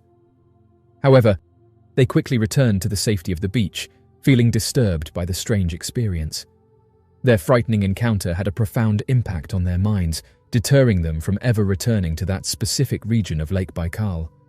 Furthermore, apart from the evidence already provided, there is a folklore tale about a local farmer who shared a story with a traveler about legendary pharaohs living in the vicinity of the lake. According to the local legends, these pharaohs who lived in the lake were thought to have deliberately caused a boat to drown. This led the locals to respond by throwing nets into the water and managing to bring over 50 of these pharaohs onto the shore. This folklore not only enhances the local legends with an aura of mystery, but also exemplifies the deeply ingrained beliefs and habits that are widespread among the locals in that area. According to ancient tradition, pharaohs were supposed to have a humanoid form with heads, arms, hands and legs, but they also possessed paws and a fishtail. According to legend, the locals allegedly used birch rods to whip the pharaohs and then threw them back into the lake. This punitive action was not solely corporeal, it conveyed a potent symbolic significance. The pharaohs disappeared from the region, never to be witnessed again. The reports concerning the presence of humanoid beings have not been officially confirmed or refuted by the authorities. These reports have generated a substantial amount of curiosity and fascination within the paranormal world. Several theories have arisen to elucidate the origins of these humanoid beings. There is speculation that these occurrences could be the result of covert tests carried out by the government. However, alternative viewpoints suggest that these things might be of extraterrestrial origin, coming from outer space, or perhaps remains of a lost ancient civilization. The Corfu Island creature. A Scottish tourist in the Greek islands took an unusual picture of what looks to be an unidentified sea animal, and when the photograph was posted, it went viral. Harvey Robertson embarked on a boat excursion around the coast of Paga, navigating through sea caverns accompanied by his family. Initially, he attempted to capture the distinctive hue of the surrounding water using his iPhone camera. Robertson did not witness the species in real time, but while reviewing his video footage, he observed a grey creature that has a resemblance to a stretched-out manatee. In one photo, the peculiar creature emerges from the water, only to vanish behind the greenish water in the following image. The viral photo has generated conjecture among amateur zoologists and enthusiasts of mythical creatures over the identity of this peculiar animal, with suggestions ranging from a beaked whale to a hypothetical hybrid offspring of a hippopotamus and a crocodile. Although the image may share certain superficial characteristics with other animals, it does not resemble any known species. While the concepts are intriguing, marine researchers planning to embark on a lengthy research expedition in the picturesque Greek islands to study this creature may wish to postpone their travel arrangements, as the chimera has already been identified. According to Dr. Darren Naish, a zoologist at the National Oceanography Centre at the University of Southampton and host of the Tetrapod Zoology podcast, conducting a skin sample biopsy of the creature would likely show significant amounts of polyvinyl chloride. Essentially, his belief is that the creature is a detached plastic freeboard fender, which is a boat accessory used for protection against damage that subsequently drifted away into the ocean. This theory is widely accepted among amateur researchers. Cassie. In the picturesque waters of Casco Bay, Maine, a legendary sea serpent known as Cassie has captured the imagination of locals and visitors for generations. Described as an enormous serpentine creature, Cassie is said to inhabit the deep, mysterious waters of the bay, occasionally surfacing to astonish and bewilder those fortunate enough to witness it. Despite skepticism from the scientific community, numerous credible eyewitness accounts and consistent descriptions suggest that Cassie is real and genuine. Casco Bay, with its rugged coastline, numerous islands and deep, cold waters, is an ideal habitat for a large, elusive sea serpent. According to local legends and testimonies, Cassie is described as a massive serpentine creature measuring between 50 to 100 feet in length. Witnesses report that the creature has a long, sinuous body, a horse-like head, and dark, smooth skin. Cassie is often seen undulating through the water, creating large waves and wakes as it moves. One of the most compelling aspects of the Cassie legend is the consistency of eyewitness reports. Over the years, numerous fishermen, sailors, and recreational boaters have recounted encounters with the sea serpent. These accounts often describe similar features and behaviors, lending credibility to the testimonies. For instance, in 1779, a group of American soldiers stationed on Peaks Island reported seeing a massive sea creature swimming in the bay. Their detailed descriptions matched those of later sightings, suggesting a long-standing presence of the creature in Casco Bay. Another notable encounter occurred in 1958 when a group of fishermen reported seeing Cassie near the shore of Harpswell. According to their account, the sea serpent surfaced close to their boat, giving them a clear view of its enormous serpentine body and distinctive head. The fishermen, experienced and familiar with the local marine life, were adamant that what they saw was not a whale, shark, or any known marine animal. Their sighting was corroborated by other boaters in the area who also reported seeing a large, mysterious creature in the water. Further supporting evidence comes from the numerous photographs and videos taken by eyewitnesses over the years. While many of these images are inconclusive due to the challenges of capturing clear footage of a moving object in the water, some have provided intriguing glimpses of a large serpentine creature. These visual records, combined with the consistent descriptions from eyewitnesses, suggest that Cassie may be more than just a legend. The scientific community has long been skeptical of sea serpent sightings, often attributing them to misidentifications of known marine animals, floating debris, or optical illusions. However, the sheer number of credible sightings and the consistency of the descriptions make it difficult to dismiss the possibility of an unknown marine creature inhabiting Casco Bay. Marine biologists and those interested in the unknown have proposed several theories to explain the existence of Cassie, ranging from a surviving population of prehistoric marine reptiles to a previously undiscovered species of large eel or fish. One plausible theory is that Cassie could be a type of marine reptile, similar to the extinct plesiosaurs that once roamed the oceans. These ancient creatures, with their long necks and streamlined bodies, bear a striking resemblance to the descriptions of Cassie. While plesiosaurs are believed to have gone extinct millions of years ago, it is not impossible that a small, relict population could have survived in the remote and deep waters of Casco Bay. Another theory suggests that Cassie could be an exceptionally large specimen of a known marine species, such as an oarfish or giant eel. Oarfish, which can grow up to 36 feet in length, have long, ribbon-like bodies and are known to inhabit deep ocean waters. Similarly, some species of eels can reach lengths of up to 12 feet. If such creatures grew to even larger sizes in the deep, nutrient-rich waters of Casco Bay, they could easily be mistaken for sea serpents. The implications of discovering a real living sea serpent like Cassie are profound. From a scientific perspective, it would revolutionize our understanding of marine biology and the diversity of life in the oceans. The discovery of a new, large marine species would prompt further exploration and study of Casco Bay and other remote marine environments, potentially leading to additional discoveries of unknown creatures. Culturally, validating the existence of Cassie would honor the knowledge and experiences of the local communities who have long reported its presence. It would highlight the importance of integrating traditional ecological knowledge with scientific research, fostering a more inclusive and respectful approach to studying and conserving biodiversity. Local communities, with their deep connection to the land and sea, are invaluable partners in the search for and protection of such elusive species. The mysterious Ningen. In the expansive and frigid waters of Antarctica, a diverse range of distinct organisms flourishes, not found in any other part of the world. Nevertheless, within this frigid domain, there have been reports of an exceptional entity that stands out due to its impressive height of almost 90 feet and its unsettling likeness to a human. The Ningen, a mysterious entity often associated with old tales and legends, has an aura of mystique as it seemingly emerges from the depths. The presence of the Ningen in the frigid waters of Antarctica remains perplexing and captivating, sparking conjecture and intrigue over its origins and importance in this freezing terrain. The Ningen is a massive aquatic creature, often described as a gargantuan humanoid with a pale white skin tone and fin-like projections resembling human limbs. The skin of this creature closely resembles the sleek and fatty texture of a beluga whale.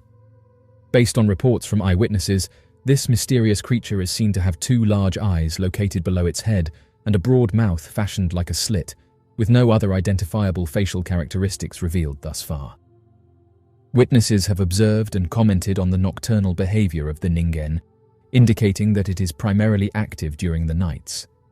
According to reports, the Ningen is most commonly seen at night, suggesting that it comes to the surface during the dark hours, either in search of food or to breathe while avoiding being noticed.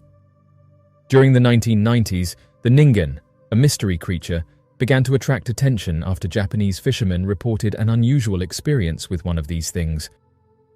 The incident took place while they were sailing over the frozen waters of the Pacific Ocean under a calm, starry sky. At first, the crew mistakenly identified the enormous white object as a submarine emerging perilously near their boat. Upon careful examination, they discovered that it was not a man-made steel structure, but rather an enormous biological organism. The fisherman, filled with wonder, stood at the ship's side and was captivated by the immense size and pallor of this alien creature. The observers were captivated as they witnessed the creature moving smoothly and silently over the surface of the ocean before vanishing into the frigid and obscure depths. The fishermen were left in a state of astonishment and curiosity by this remarkable occurrence, which permanently imprinted the image of the mysterious Ningen in their brains. Following the initial sighting report, multiple fishing vessels in the southern Pacific Ocean near the Arctic region started to exchange stories of witnessing these remarkable and immense creatures. The plethora of reputable sources consistently gave a striking depiction. The colossal being was distinguished by its exceptionally massive, pallid body, adorned with two big eyes situated above a substantial slit-like mouth. Furthermore, it had appendages that bore a resemblance to limbs, albeit in a rudimentary manner, resembling human arms and legs. Estimates of the dimensions of these creatures varied greatly, ranging from 20 to 90 feet in length, little smaller than the remarkable size of a blue whale. The appearance of these mysterious beings aroused curiosity and fascination among the observers, leading to additional research and investigation of these unexplainable occurrences. As the number of recorded sightings increased, concerns about the validity of the Ningen creature started to emerge, leading to conjecture that it might be a hoax. Soon after, digitally altered photographs started spreading online, overwhelming forums and chat rooms. While many people considered the existence of the Ningen to be purely imaginary, there were certain groups of persons who strongly believed that this mysterious creature, with a physical body, silently moved across the freezing Arctic waters. Despite the widespread doubt, these unwavering believers remained firmly convinced that the Ningen was not a figment of imagination, but an actual creature navigating the frigid depths. Since being first discovered over 30 years ago, the mysterious object known as the Ningen has generated extensive conjecture, with some proposing that it may be an instance of misidentification involving a recognized species. Certain researchers hypothesize that the phenomena witnessed by individuals could perhaps be attributed to the existence of a substantial, yet unidentified, subspecies of albino ray or skate that resides in the extremely cold waters. The alleged albino characteristic of this organism may confer an evolutionary benefit by enabling it to camouflage itself inside the frigid Arctic surroundings. Conversely, skeptics contend that individuals who claim to have seen the Ningen might be mistakenly identifying it as known whale species, such as belugas or bowhead whales. Nevertheless, similar to other cases involving mysterious creatures, the verification of the Ningen's existence continues to be difficult to get. The determination of its actuality depends on finding a physical specimen that definitively confirms its existence, or on thorough scientific examinations that consistently fail to provide any evidence supporting its presence. The remarkable feature of Ningen sightings is in the uniformity of witness descriptions across various testimonies. Several persons from various backgrounds and different geographic regions have reported coming across a creature that closely resembles the Ningen, which adds legitimacy to the phenomenon according to its supporters.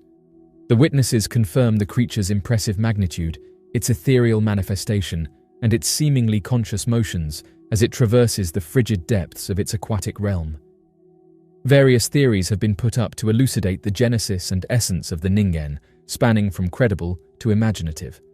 Some propose that the monster might be a newly found species that has evolved to survive in the harsh circumstances of the Antarctic environment, while others theorize that it could be a mutated or genetically modified organism originating from secretive scientific research carried out in the area. Although there is doubt and disagreement over the existence of the Ningen, its tale continues to endure as evidence of humanity's continuing curiosity with the mysteries of the natural world. Expeditions to Antarctica persist in seeking evidence of this strange creature, motivated by a want to reveal the veracity behind the stories that have captivated the minds of numerous individuals. Without conclusive evidence, both believers and skeptics are forced to contemplate the mystery of the Ningen and its potential presence in the unexplored depths of the Antarctic Ocean. Regardless of whether the creature is an actual living organism, a cultural occurrence, or something much more peculiar, its myth persists as a reminder of the limitless marvels and mysteries that exist beneath the harsh and isolated regions of our world. The Hook Island Sea Monster. In the annals of maritime mysteries, few tales are as captivating and mysterious as that of the Hook Island Sea Monster. First sighted in 1964 in the pristine waters of Stonehaven Bay, Hook Island, Queensland, Australia, this extraordinary creature has captured the imaginations of both believers and skeptics alike. The narrative commences on December 12, 1964, when Robert Le Serec, a photographer from Brittany, captured photographs of a marine creature during his vacation with his family and his companion Henk de Jong at Hook Island, Queensland, Australia. The creature, found lying on the floor of Stonehaven Bay, resembled a colossal tadpole measuring 24 meters or 79 feet in length. The environment was dimly lit, with dark horizontal stripes spanning the length of the body. The most renowned photograph, which strikingly resembles an authentic representation of an actual creature, is prominently included in numerous works on mysterious creatures and the exploration of strange phenomena. It is worth mentioning that in addition to the ones mentioned, numerous other individuals were also captured, some from a nearby location and others from a very close distance. The creature is clearly visible with two pale specks that resemble eyes. Additionally, there is a light-colored area located close to the bottom of the tail. According to Le Serec, the creature's injury was caused by a ship's propeller, which is why it was found resting in a lagoon. Le Serec added that he and de Jong dove underwater to get a better look, but changed their minds when the creature raised its head off the underside and opened its lips. Finally, it departed by swimming away. Le Serec initially recounted his narrative in the March 1965 edition of Everyone magazine. By that point, the investigation had been undertaken by individuals who had a genuine interest in monsters, specifically Belgian researcher Bernard Heuvelmans and his associate Ivan T. Sanderson. Sanderson came to the conclusion that the images did not depict an animal, but rather could have been a roll of cloth with a few ties strung together, a deflated skyhook balloon covered in weeds, or a plastic bag used by the US Navy for experiments in towing petrol. Heuvelmans also had suspicions and conducted investigations. A conceivable hypothesis is that the Hook Island sea monster may belong to the category of big eels, such as the conger eel or moray eel. Both species are recognized for their presence in the waters surrounding Hook Island and have the ability to attain remarkable lengths. Nevertheless, the creature's unique cranial structure and bodily dimensions, as seen in the images, do not completely correspond to those of recognized eel species, therefore allowing for more conjecture. Finding a genuine, live sea monster such as the Hook Island sea monster has far-reaching consequences. From a scientific standpoint, it would completely transform our comprehension of marine biodiversity and the evolutionary chronicle of marine organisms. The identification of a novel, substantial marine species would stimulate subsequent investigation and analysis of the Earth's waters, potentially resulting in further revelations of unfamiliar organisms and ecosystems. From a cultural perspective, confirming the existence of the Hook Island sea monster would acknowledge and respect the knowledge and experiences of individuals who have documented such encounters over the course of history. It would emphasize the significance of combining traditional ecological knowledge with modern research, promoting a more comprehensive and respectful approach to understanding and preserving marine biodiversity. Local communities, because of their strong affiliation with the ocean, are crucial allies in the quest for and conservation of these elusive species. The Gloucester Sea Serpent. A fabled creature from American tradition, the Gloucester Sea Serpent is said to have been spotted off the coast of Gloucester, Massachusetts, and the Cape Ann region. The peak period of sightings commenced in August 1817 and extended until 1819. The Gloucester Sea Serpent is a colossal serpent-like creature with humps running along its back. It has been the focus of several sightings and accounts of encounters by fishermen and sailors. John Josselyn recorded the earliest reported sighting of a monster like this off Cape Ann in 1638. Intermittent observations persist throughout the 21st century. The first documented sighting of the Gloucester Sea Serpent occurred in 1817, following reports from the indigenous people of Cape Ann about a sea serpent. According to witnesses, a group of fishermen observed a creature resembling a serpent, measuring approximately 60 feet or 18 meters in length, with a turtle-like head, swimming in the waters near Gloucester's coastline.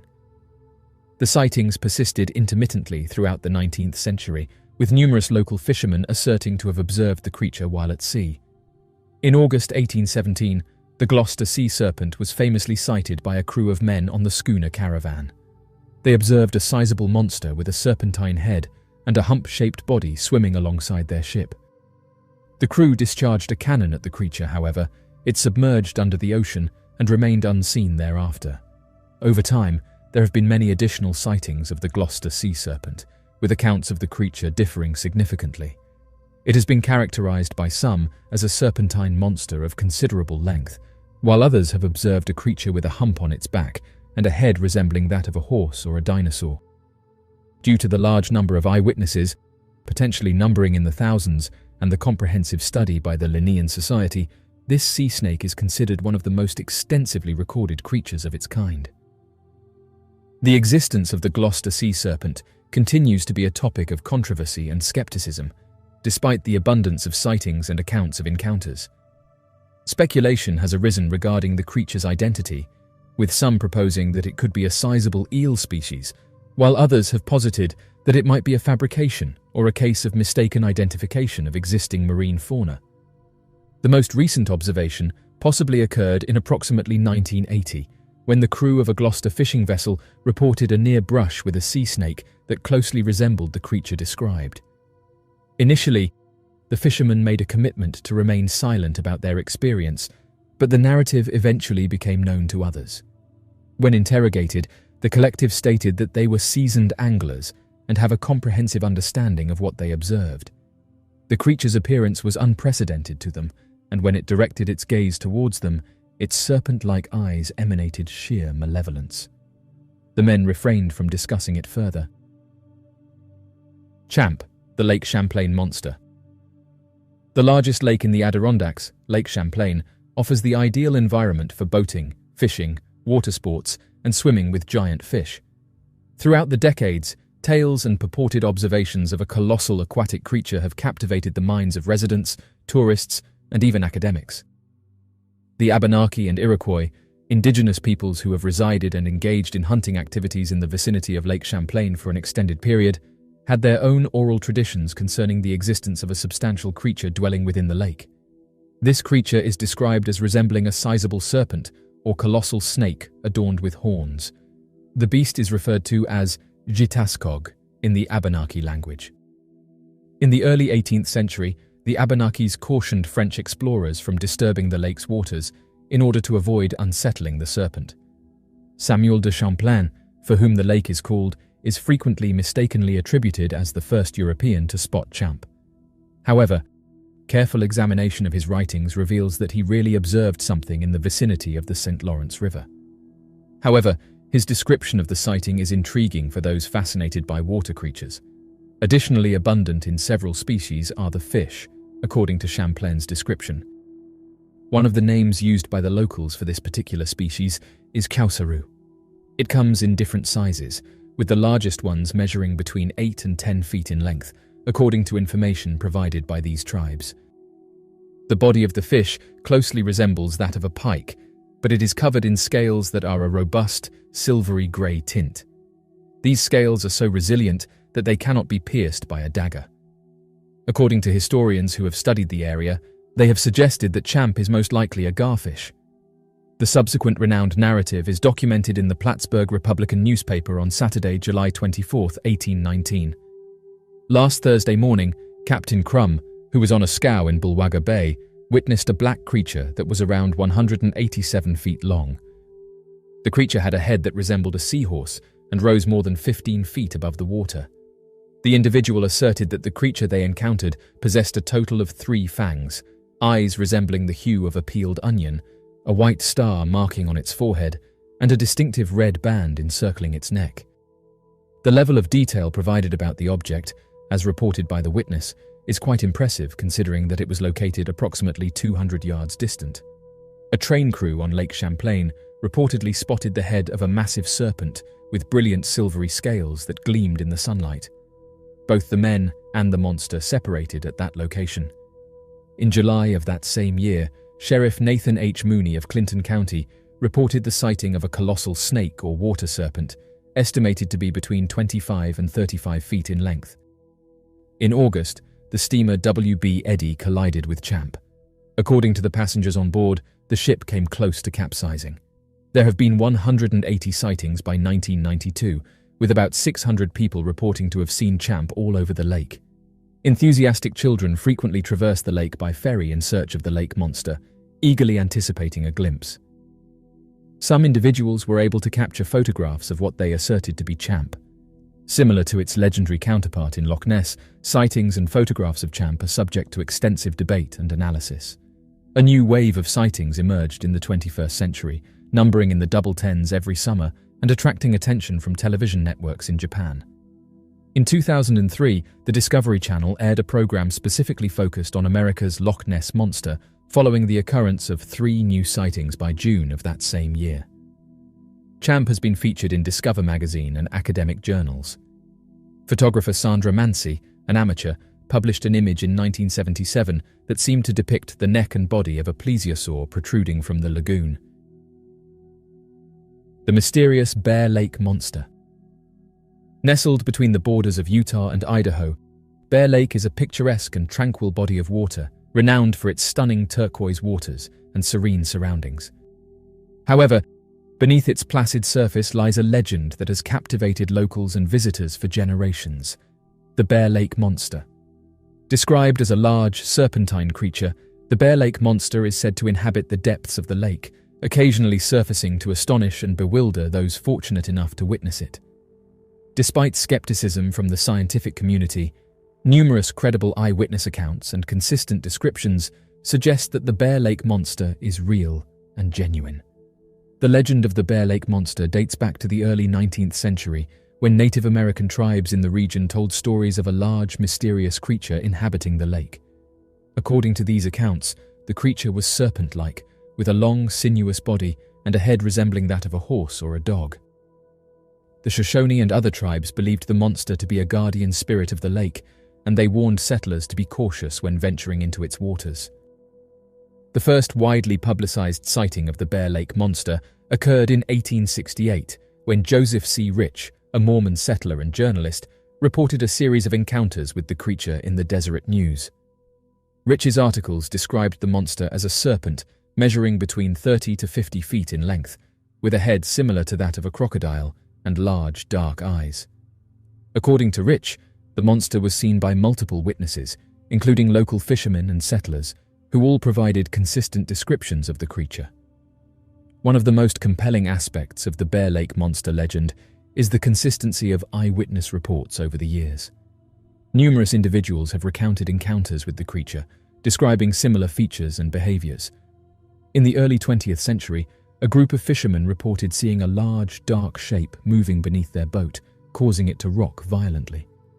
They described the creature as having a long, serpentine body and a head that emerged briefly from the water before disappearing into the depths. Another notable encounter occurred in 1946, when a group of scouts camping near Bear Lake claimed to have seen the monster swimming near the shore. According to their account, the creature's body was partially visible above the water, and it moved with a powerful undulating motion. The scouts' detailed descriptions matched those of previous sightings, adding to the credibility of their report. Further supporting evidence comes from local folklore and cultural traditions. The legend of the Bear Lake Monster has been passed down through generations, becoming an integral part of the region's heritage. Such continuity in cultural depictions indicates that the creature is more than a mere myth. It is a deeply ingrained part of the community's collective consciousness. Local residents often refer to the monster affectionately as Isabella and recount stories of their ancestors' encounters with the mysterious creature. The HMS Daedalus Sea Serpent Encounter. On August 6, 1848, crew members of the British Royal Navy ship HMS Daedalus reported witnessing a gigantic sea serpent in the mid-Atlantic Ocean. This was the HMS Daedalus Sea Serpent sighting. The creature was described as being around 60 feet long, with a neck that rose about 6 feet out of the water and a head that resembled that of a snake or lizard. The description of the creature's body included its thickness, scale-covered appearance, and alternating light brown and black coloring. It was also reported to have raised and lowered humps on its back that resembled waves. The ship's captain, Peter McKee, was among the crew members who apparently saw the event, which lasted for about 20 minutes. The monster looked to be traveling eastward at a speed of about 15 miles per hour. The event generated a lot of discussion and conjecture regarding the existence of sea monsters and received extensive media coverage. While some doubters wrote off the sighting as a mistaken identification of a well-known animal, such a whale or a huge squid, others thought it was evidence of the existence of hitherto undiscovered species. Strangely enough, people who have lived most of their lives at sea have seen and described this creature. As a result, researchers studying the unknown have claimed that they would have no trouble identifying local marine life, which supports the theory that the crew saw a strange, unidentified creature. Many theories and analyses of the reports have been made in the years following the sighting. Some have proposed that the creature might have been a crew hoax, or that it was a mistaken identification of a known animal. Still, it's one of the most well-known and fascinating sea monster sighting tales in history. The Stronsay Beast. Even though Orkney is full of legends about sea serpents and mythological sea creatures, there have been surprisingly many historical sightings of these creatures that have become part of the island's folklore. The first, and arguably most well-known of several incidents involving the bodies of what looked to be long-necked sea animals, washed up on the coast there in 1808. On September 25, 1808, the Stronsay Beast was first seen on the southeast coast of the island, reclining atop rocks at Rothisholm Head. A local man named John Peace was fishing off the coast when he noticed seabirds gathering around what appeared to be an animal's corpse on the rocks. Peace turned his small boat and approached the corpse, while George Sherrar, another man from Stronsay, watched. However, what he discovered was not like anything he had ever seen. The bones of a massive reptile with 3 pairs of legs and an eel-like neck were laying atop the rocks. A closer look could not be conducted at the time since the corpse was unreachable. But 10 days later, the decaying remains washed ashore just below the high tide line by one of Orkney's legendary gales. Now that Sherrar got a chance, he examined the corpse, measuring the size of the sea monster and scrutinizing it in great detail. The creature was described as serpentine, with a length of precisely 55 feet and a neck that was 10 feet 3 inches in length. With eyes larger than a seal's, the head resembled that of a sheep. To the touch, its skin felt rough and grey. However, it was described as being smooth as velvet when stroked from the head down the back. The creature had 6 limbs growing out of its body, and a long, wiry mane of bristles grew from its shoulders all the way down to its tail. It was said that their silver-coloured bristles gave off an unsettling glare at night. By the end of September, word had gotten out about Stronsay's monster. The 4 guys who had initially examined the cadaver were brought to Kirkwall because the remnants had decayed away to almost nothing. They were required to vouch for the accuracy of their information in front of the magistrate there. Soon after, the amazing discovery was reported to a natural history society in Edinburgh. Halcedrus pontopidani was the Latin name given to the creature during the society's November 1808 meeting. The moniker, Pontoppidan's water snake of the sea, was given in commemoration of a Norwegian bishop who gathered sea monster accounts in the 18th century. The naturalist Sir Everard Home read about the Stronsay Beast shortly after that. He looked at what remained of the evidence, intrigued by the stories of a sea monster. But he was certain that the object was nothing more than the carcass of a decaying basking shark, which are frequently seen in the waters near Orkney. Home discovered that the vertebrae of the monster were exactly the same as those of a basking shark. However, how could the long-necked animal that washed ashore on a beach at Stronsay possibly be a basking shark's remains? The physiology of the basking shark, more specifically its post-mortem decay, holds the key to the solution. The shark's jaws, which are only held together by a thin strip of flesh, first fall off, leaving behind what appear to be the remnants of a little skull and a long neck. The lower half of the tail fin rots away to give a believable serpentine tail, while the upper part of the tail fin carries the spine. The surviving rays may resemble a mane of hair when the dorsal fin starts to break down. All 6 of the monster's legs are easily explained as the remnants of the shark's lower fins. However, the mystery is far from over. The story is still shrouded in mystery, even if the Stronsay Beast was nothing more than a basking shark.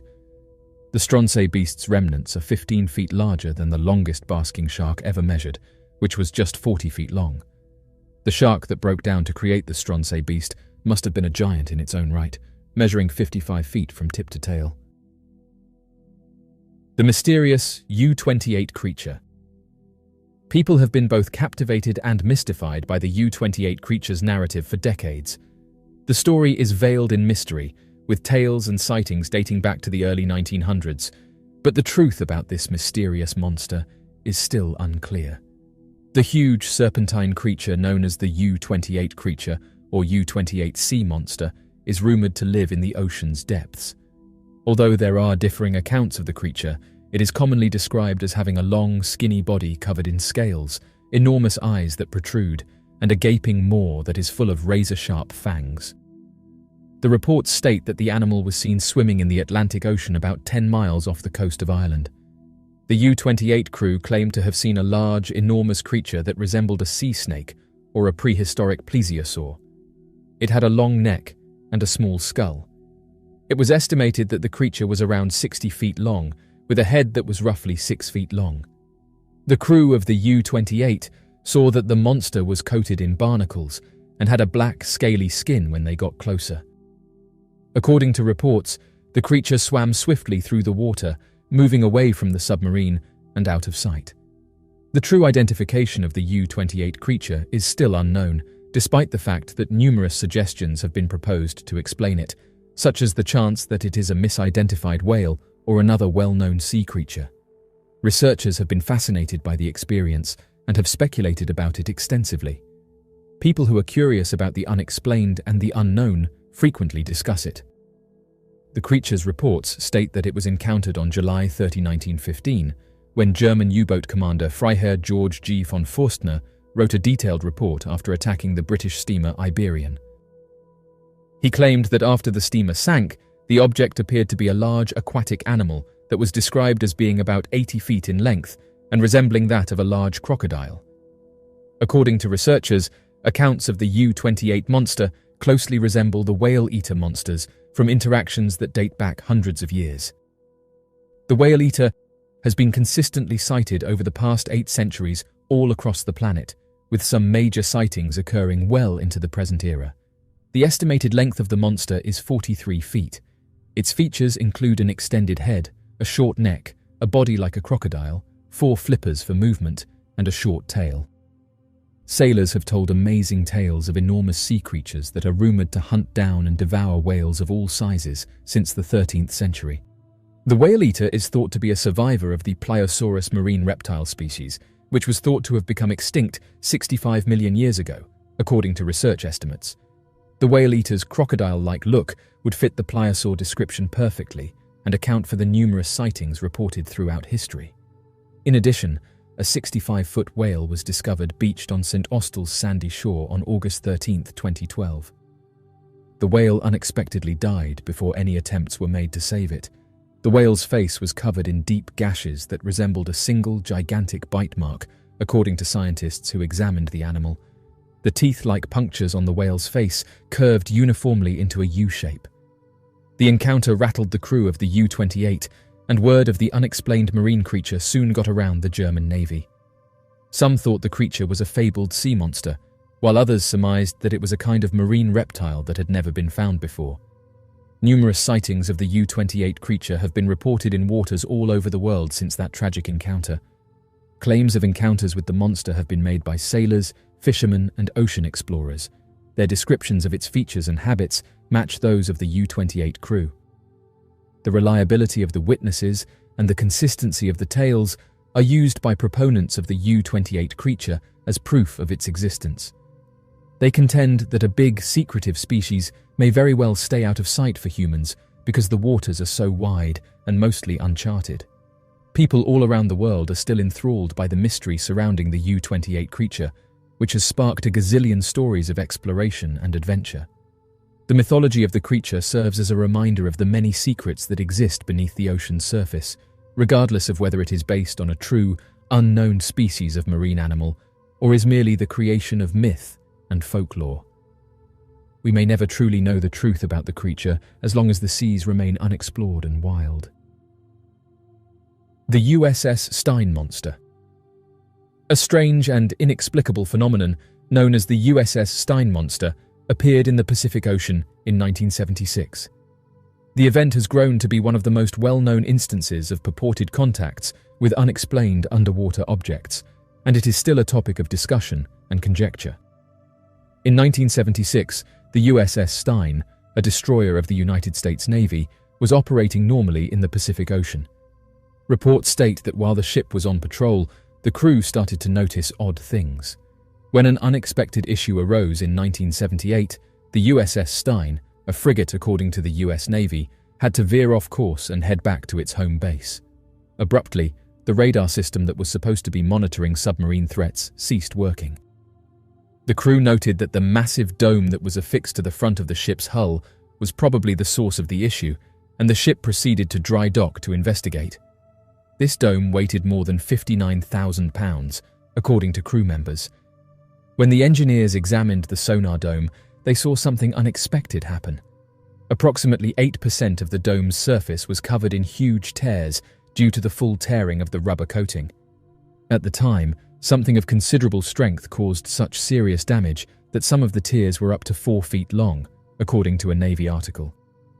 The massive wounds were so large that the covering needed to be examined by Navy biologist F.G. Wood in order to determine what had happened. Examining the dome, he saw that the wounds were quite deep and deduced that the marks matched those of a large squid.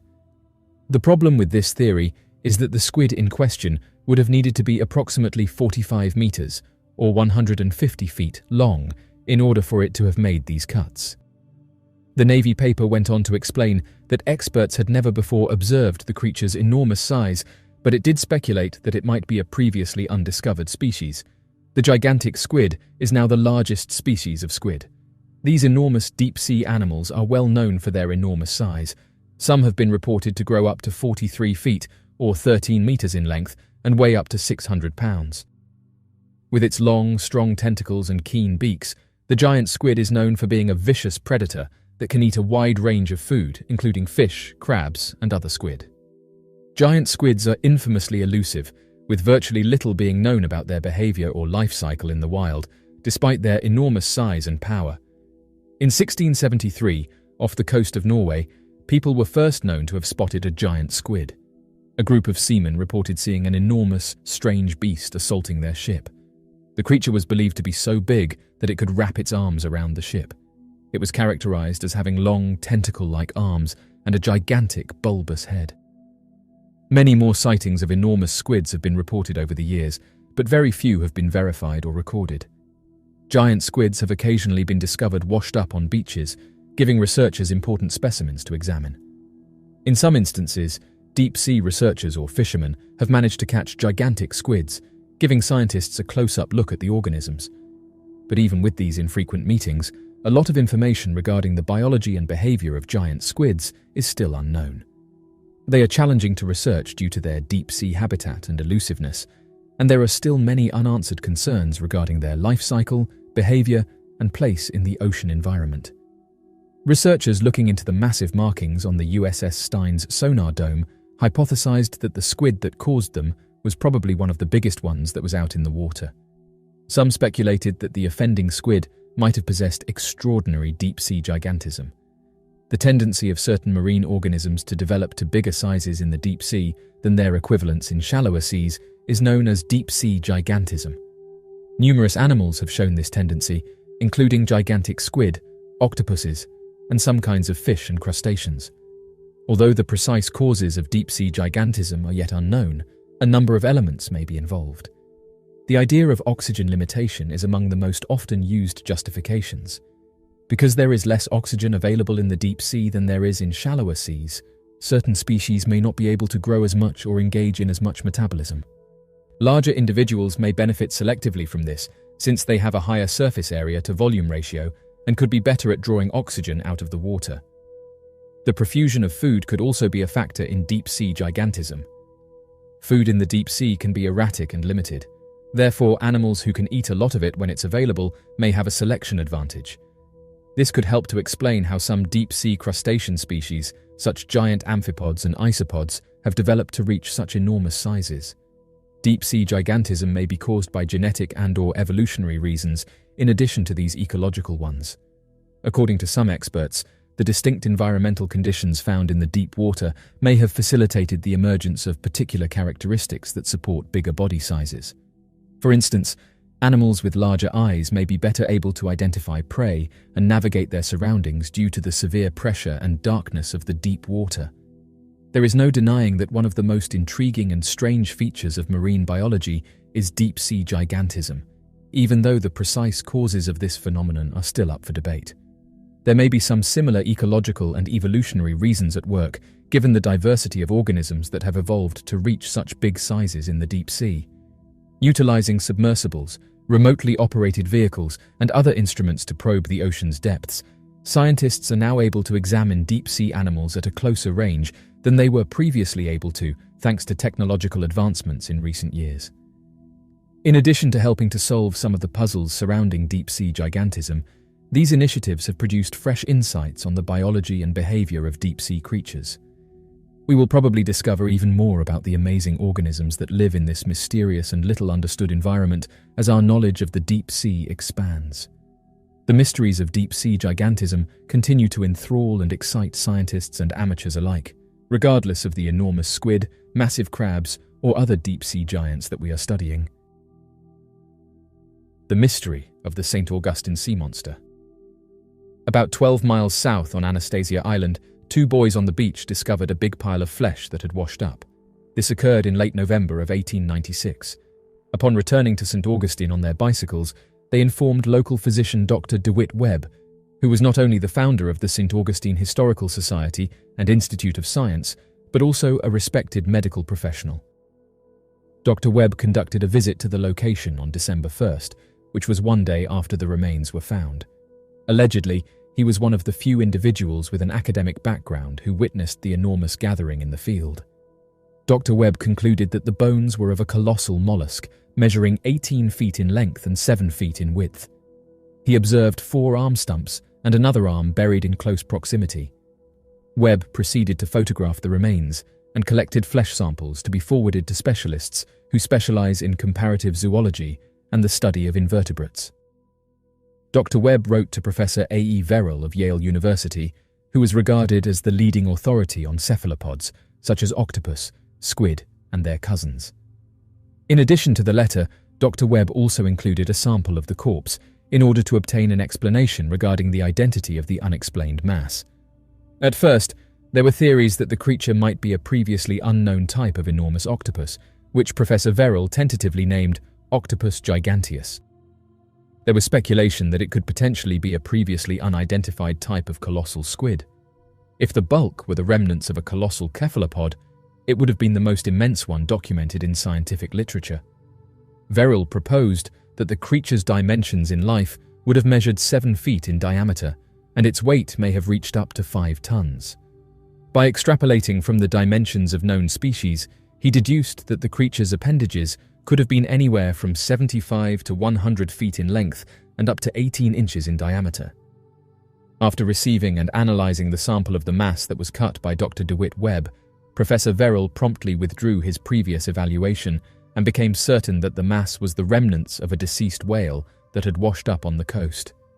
He hypothesized that it was probably the carcass of a whale, severely disfigured by scavenging and rotting.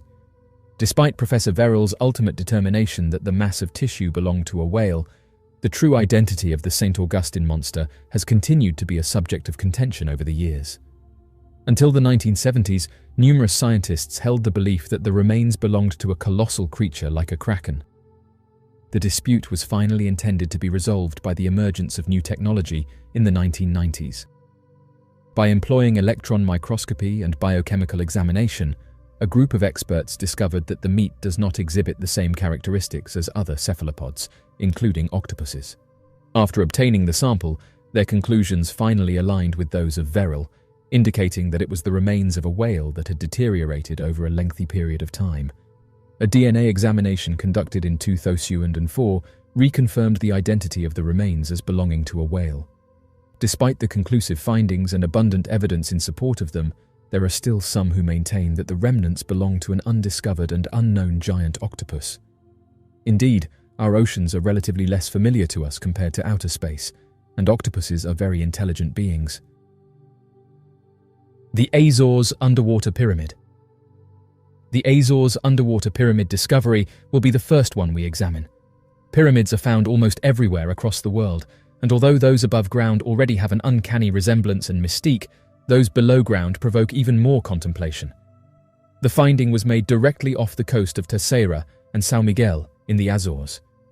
The man who is supposed to have found this building, Diocleciano Silva, was utilizing the ship's bathymetric equipment while out fishing. The finding was made directly off the coast of Terceira and São Miguel in the Azores. The man who is supposed to have found this building, Diocleciano Silva, was utilizing the ship's bathymetric equipment while out fishing.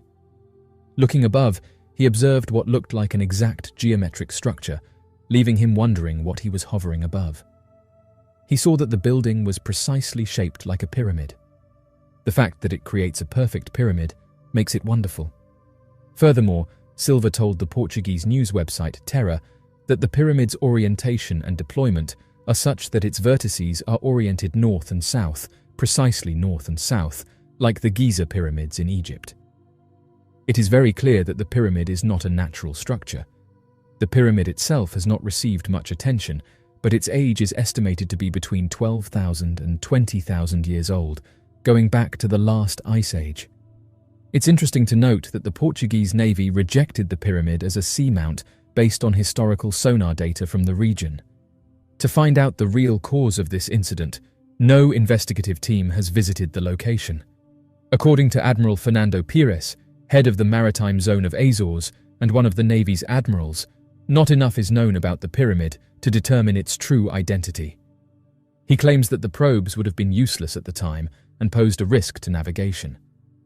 According to Pires, the Navy is not ruling out the possibility that a volcanic explosion generated the entire complex, turning it into a typical underwater land formation.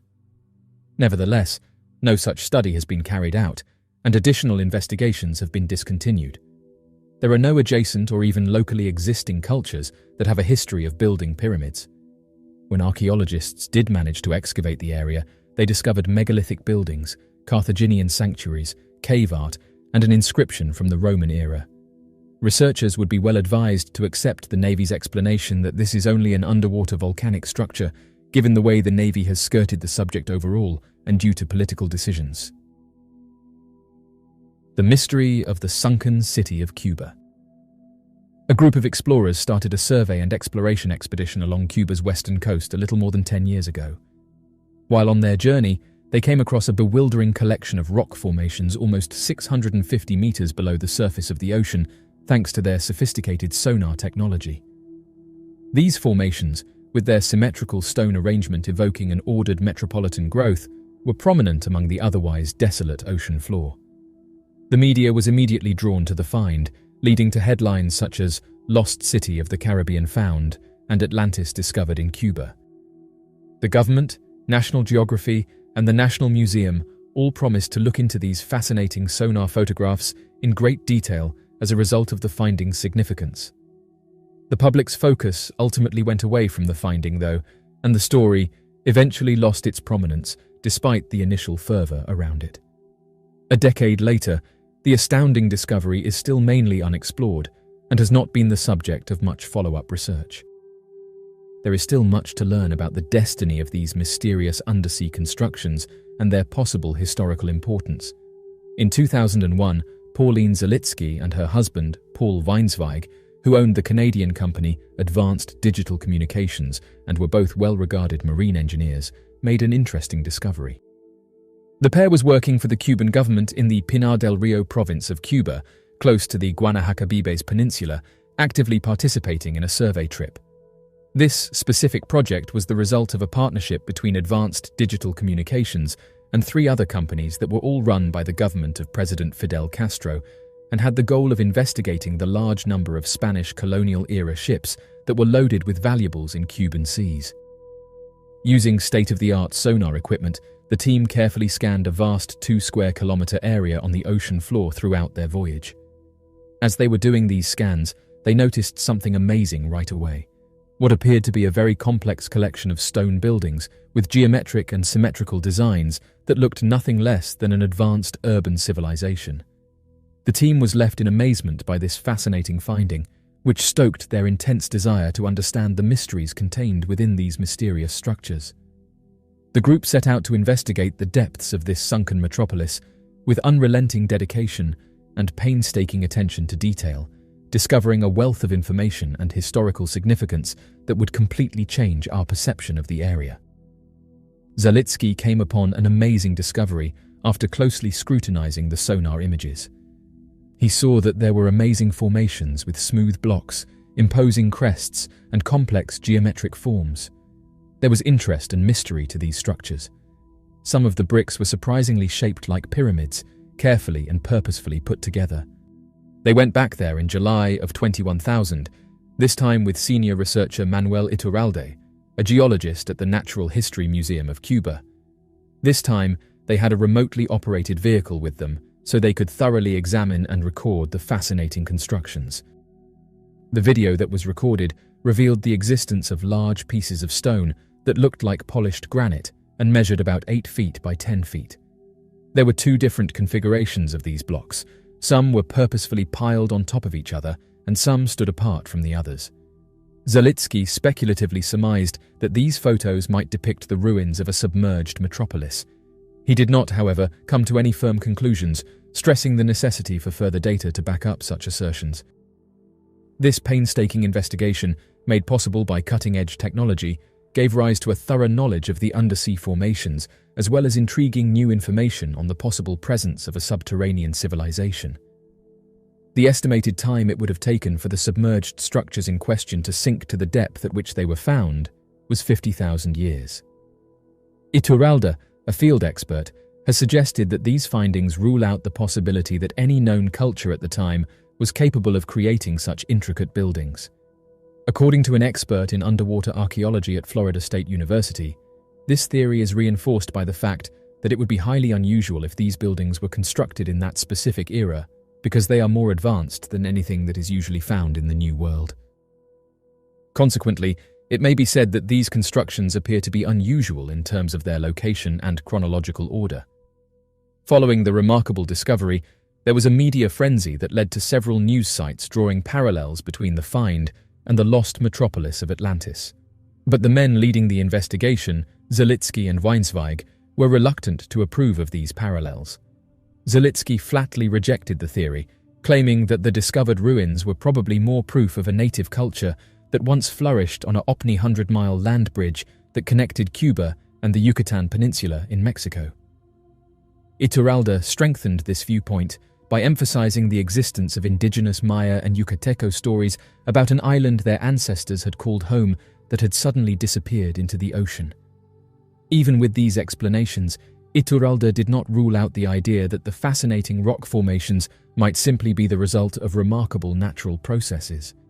Even though a lot of media sources have written about underwater cities, lost civilizations, the story of Atlantis, and underwater ruins, some people are still doubtful of this viewpoint.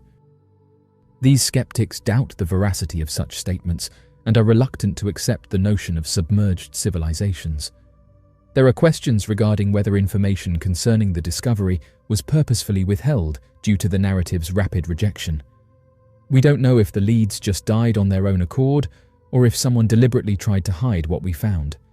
Sadly, the explanation for this is still a mystery, leaving us without the chance to fully understand it.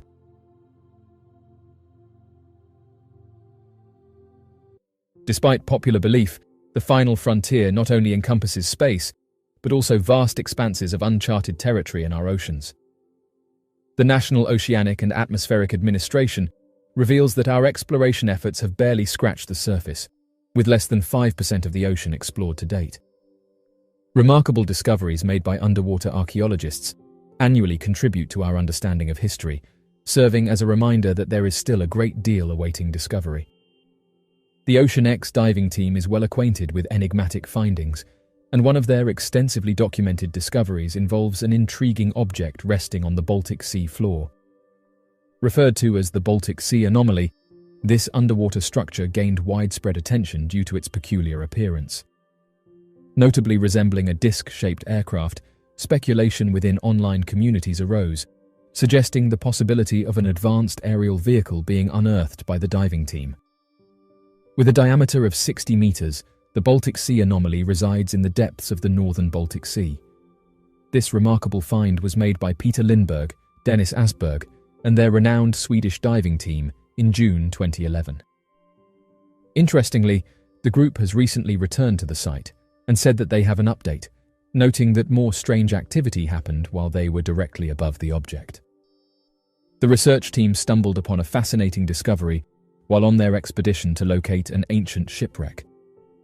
While passing over the object, they detected an intriguing reading that piqued their curiosity. According to OceanX, this enigmatic anomaly measures approximately 3 to 4 meters in thickness and has a diameter of around 60 meters. Notably, the object rests on a sturdy pillar-like structure, towering at about 8 meters in height, located between 85 and 90 meters below the surface. Despite the seemingly shallow depth, the visibility in the area is extremely poor, making it challenging for the team to observe their surroundings. Curiously, during their initial encounter, the team encountered equipment malfunctions, which inexplicably ceased upon passing the object. Initially attributing it to chance, the team retraced their steps, only to face the same issue with their equipment again. This has prompted the team to hypothesize that the object emits some form of electromagnetic field. They have conducted multiple tests, consistently experiencing equipment failure whenever they approach the anomaly. According to skilled diver Stefan Hogeborn, he experienced a peculiar phenomenon while diving. He mentioned that any electronic devices, including a satellite phone, ceased to function when they were near the object. However, once they distanced themselves approximately 200 meters from the object, the devices began working again. Surprisingly, the devices malfunctioned once more when they returned above the object. Those that looked into the object said that it was natural. However, the divers have contested this claim by pointing out that natural formations do not have the ability to deactivate electrical equipment or possess a disc-like shape. Dennis Asberg, alongside the diving team from OceanX, has recently unveiled an unprecedented photograph of the anomaly. According to Dennis, this image has never been witnessed before. While he has chosen to withhold certain specifics, he has revealed his intention to delve further into the matter during a podcast hosted by himself and his son. The podcast, named Dennis World, will provide an opportunity for a more detailed discussion on the subject matter. He said that he's released a never-before-seen image of the Baltic Sea anomaly. The picture was taken in 2012, and Dennis said that if you look at the picture, you can see a triangle with a hole. It's hard to see, and therefore Dennis uploaded a picture with a red line, and you can see that the plate is covered with sediment as well, and below you see burnt organic material. The picture was taken on the side of the object. According to individuals who have observed the image, the longer you gaze at it, the more distinct features become apparent. They have noticed the presence of defined edges and openings that directly penetrate the structure, which was initially described during the team's initial exploration. One user remarked that it resembles debris from the ocean, with coral growth accumulated on its surface. This perpendicular perspective grants us a more comprehensive view of the object, allowing us to discern a solid entity hidden beneath the coral. Upon the initial identification of the item, the team had inquiries, prompting them to investigate it further. However, their investigation only raised additional queries. As the divers approached the abnormality, they noticed a seemingly dark staircase that extended into the object. Notably, samples were sent for analysis in an attempt to determine its composition. According to Steve Weiner's assessments, the object was determined to not be a natural geological formation, but rather constructed from metals not found in nature. The team from OceanX mentioned that when they were exploring the depths of the ocean, they observed a colossal structure that appeared even larger due to the darkness. They compared its size to that of a passenger plane and noted the challenges they faced while navigating in such conditions. Interestingly, they noticed a trail behind the object, which was also confirmed by sonar images. This has led to speculations that the object might have crashed and skidded along the ocean floor. The divers discovered visible skid marks in that area. Additionally, the researchers noticed peculiar carvings on the surface of the object, which appeared unnatural. The wreckage is located approximately 90 meters deep, and the muddy waters make it extremely difficult to capture footage or photographs of the site. The team revisited the location once more, deploying a remotely operated vehicle during their investigation. However, when the remotely operated vehicle approached the anomaly at a distance of a few meters, the compass started malfunctioning unpredictably. What's noteworthy is that a similar occurrence took place during their initial encounter with the anomaly. Peter Lindbergh commented that due to extremely poor visibility and the uncontrollable compass, it was challenging to track the remotely operated vehicle's location accurately. The compass seemed to be functioning independently, and the tether frequently got entangled. Many knowledgeable individuals have shared accounts of an anomaly referred to as the equipment turning off phenomenon. According to these reports, when pilots and fishing vessels come across unidentified aircraft, they often experience a sudden and complete loss of power or energy in their electrical devices. Numerous incidents have been documented where unidentified objects have been associated with the sudden shutdown of various types of equipment, including planes, tractors, cars, buses, motorcycles, and even lawnmowers. Interestingly, the affected devices typically resume functioning once the unidentified craft departs. One testimonial originates from a fishing crew aboard a vessel. They recounted an incident where they observed an unidentified object in the sky, causing a complete shutdown of all their electronic devices, including the ship's radio transmission to shore. Approximately 15 minutes later, when the object had moved away, everything returned to normal, although the fishermen noted that their mobile phones were also drained of power. Surprisingly, similar accounts have been shared by fishermen worldwide, reporting encounters with peculiar objects near their fishing vessels at night, consistently resulting in disturbances to their equipment. Currently, limited research has been conducted on this phenomenon, with only eyewitnesses recounting these experiences. However, some pilots have come forward, attesting to the influence of these objects on their aircraft as well. A fisherman shared the following account of an unusual encounter they had while fishing near Jersey. It was late at night, around 10:30, when the fisherman and his son noticed a distant light. As they approached for a better look, they couldn't discern any details because the object was too far away. However, moments later, the light seemed to descend and land in the ocean, resembling a lantern. Approximately 5 minutes later, the son spotted the light again, but this time it was much closer and moving beneath the water's surface. They observed as it passed under their boat, causing their VHF radio to flicker through different channels. Notably, the boat's lights turned off and the engine stalled. In darkness, they watched as the eerie light traversed the length of the boat. Suddenly, the object ascended from the ocean, swiftly disappearing over the horizon within seconds. Miraculously, once it departed, all on-board equipment powered back on. Despite the vivid encounter, they are unable to determine the nature of what they witnessed. Reluctant to share the story due to potential skepticism, they initially mistook the light for a lantern due to its faint glow. However, upon closer proximity, the vibrant colors of the object made it difficult to focus on. Unfortunately, both their phones were drained of battery that night, preventing them from capturing any photographs. Regardless, they have not encountered the object again since that incident.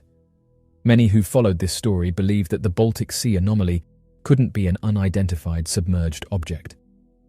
USOs, or unidentified submerged objects, are a fascinating and mysterious phenomenon that has captivated the imagination of researchers and enthusiasts alike. While unidentified flying objects are commonly associated with sightings in the sky, USOs refer to unidentified objects that are observed beneath the surface of bodies of water, such as oceans, lakes, and rivers. USOs have been reported throughout history, with accounts dating back centuries. Tales of strange objects emerging from the depths have been passed down through generations, sparking curiosity and intrigue. However, it was not until the modern era that USOs began to receive more attention and scrutiny. Numerous reports of USO sightings have surfaced from different parts of the world, including the Bermuda Triangle, the Pacific Ocean, and the Great Lakes. Witnesses often describe the objects as glowing or emitting lights, moving in a controlled manner underwater, and displaying remarkable speed and agility. The explanations for USOs vary, with some suggesting natural phenomena as the cause, while others entertain the possibility of extraterrestrial or advanced human-made technology. One natural explanation is the presence of bioluminescent organisms, which can create light patterns and unusual glows underwater. However, this explanation does not account for the structured movements and high speeds reported by witnesses. Another hypothesis suggests that USOs could be advanced military or experimental submarines or underwater vehicles. It is well known that various governments around the world have been conducting research and development in underwater technologies, and some speculate that certain USO sightings may be related to secret military operations. However, the absence of official acknowledgement or confirmation of such advanced technology adds to the mystery surrounding USOs. The study of USOs is complex due to the challenges associated with exploring and investigating the depths of our oceans. The vastness and extreme conditions of underwater environments make it difficult to conduct thorough research and gather concrete evidence. Additionally, the lack of mainstream scientific attention and funding dedicated to USO research further hampers our understanding of these phenomena. As of right now, USOs continue to be a subject of great interest and speculation. Reported sightings and encounters suggest the existence of underwater objects that defy conventional explanations.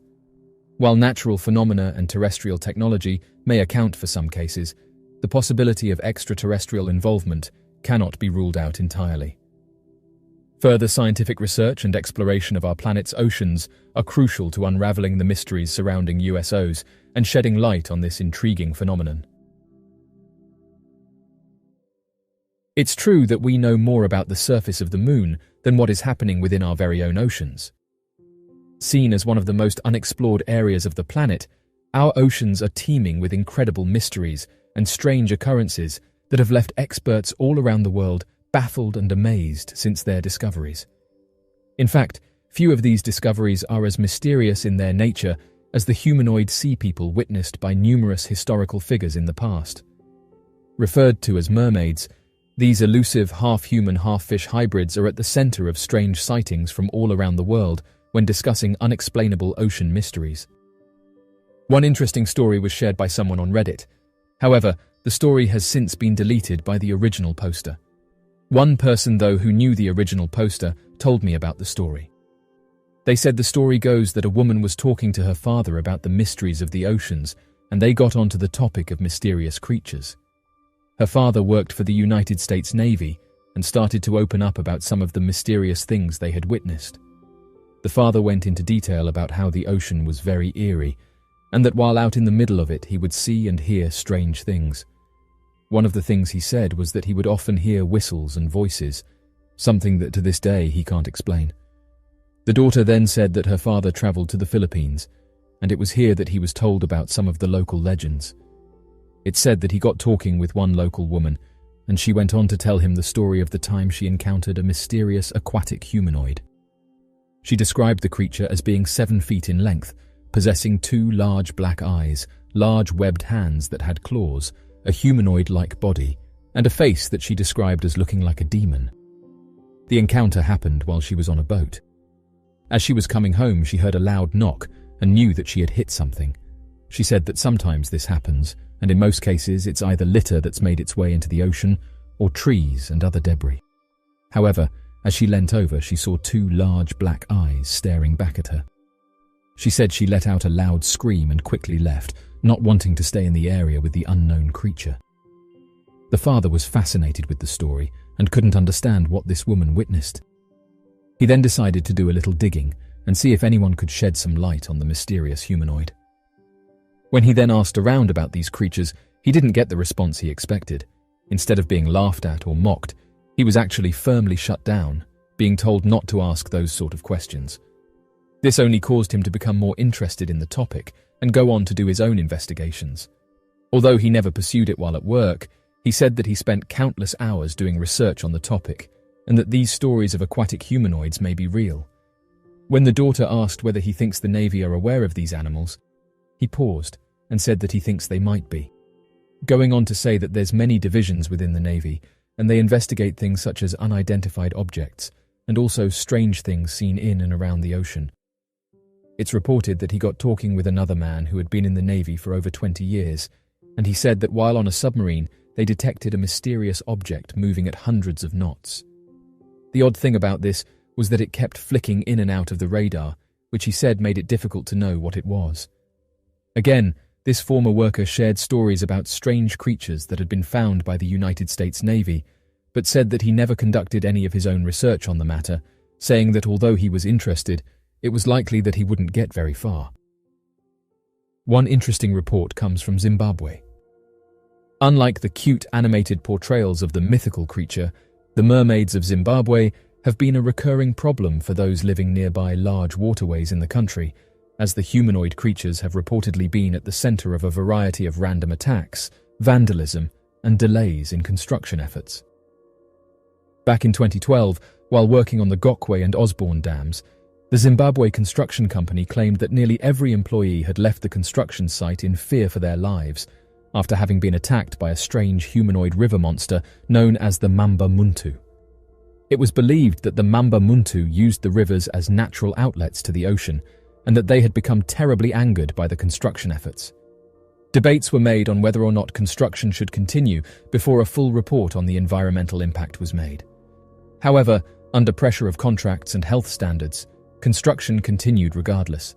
This forced the local council to hire entirely new workers from out of the country to work on the dam, as the locals refused to continue working on the construction of the project due to their superstitions. Oddly enough, after several weeks, even the foreign workers resigned after claiming to have been attacked by humanoid sea creatures and regarded the entire river as being cursed. In an effort to appease these strange creatures, the council was forced to perform cleansing rituals and make offerings to the creatures before construction began again with no further issues.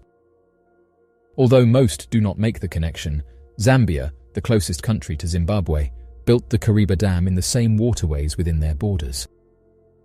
The project was determined to be a necessity in the region, as the water from the river would not only be able to power all of the electrical requirements for that region, but it would also prove to be a major work program that would allow a number of locals to generate income. Unfortunately, many of the religious figures, already suffering under the oppressive hand of the government, felt that the construction of the dam was a violation of the principles of their god, known as Nyaminyami. Nyaminyami was, more specifically, the god of the river Zambezi, and was believed to reside within the river.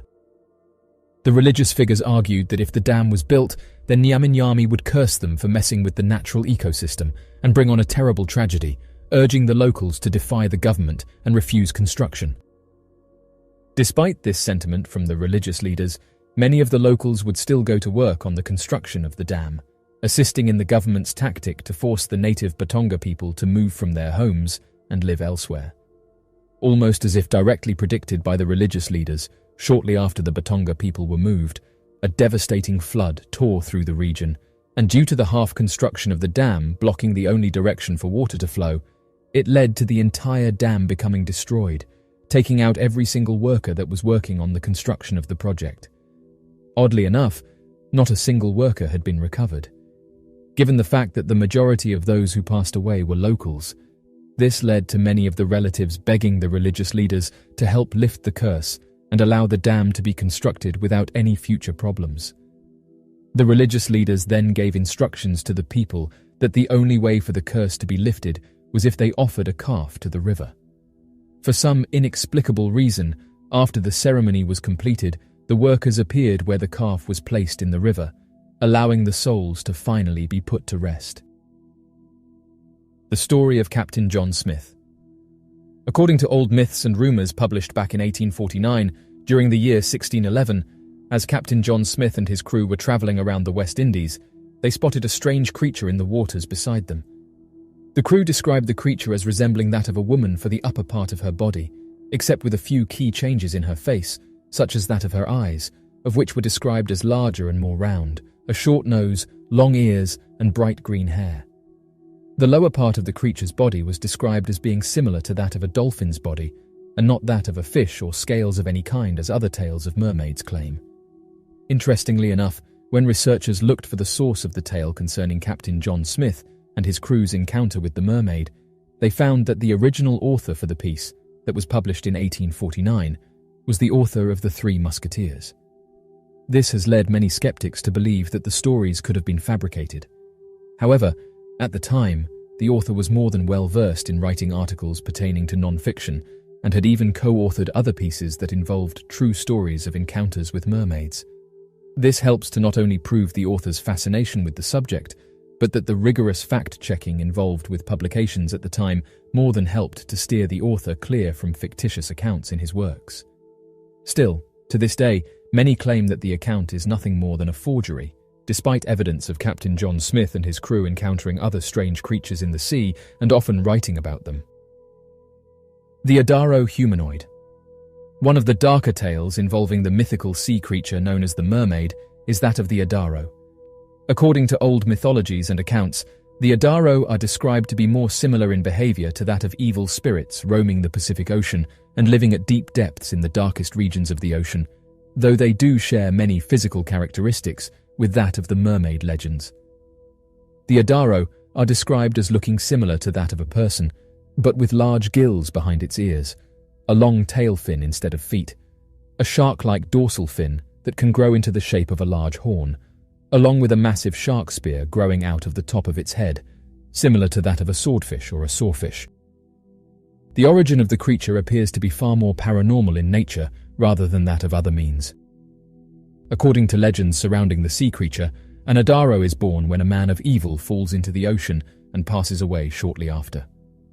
This evil then lingers and grows in the ocean, forming the body of the Adaro, of which will continue to grow in numbers.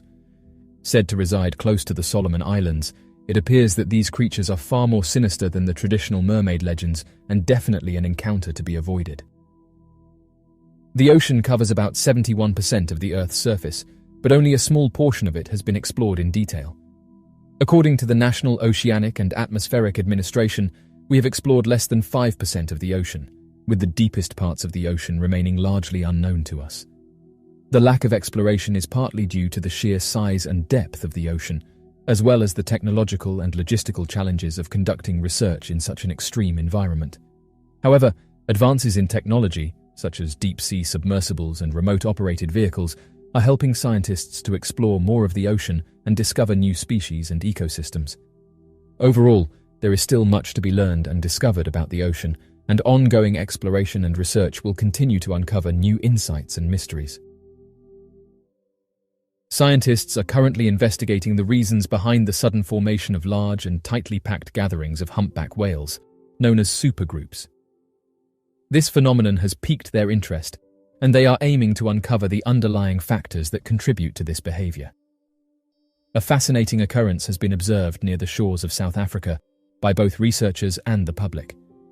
The location where they gather is distant from the typical summer region of humpback whales in the Antarctic.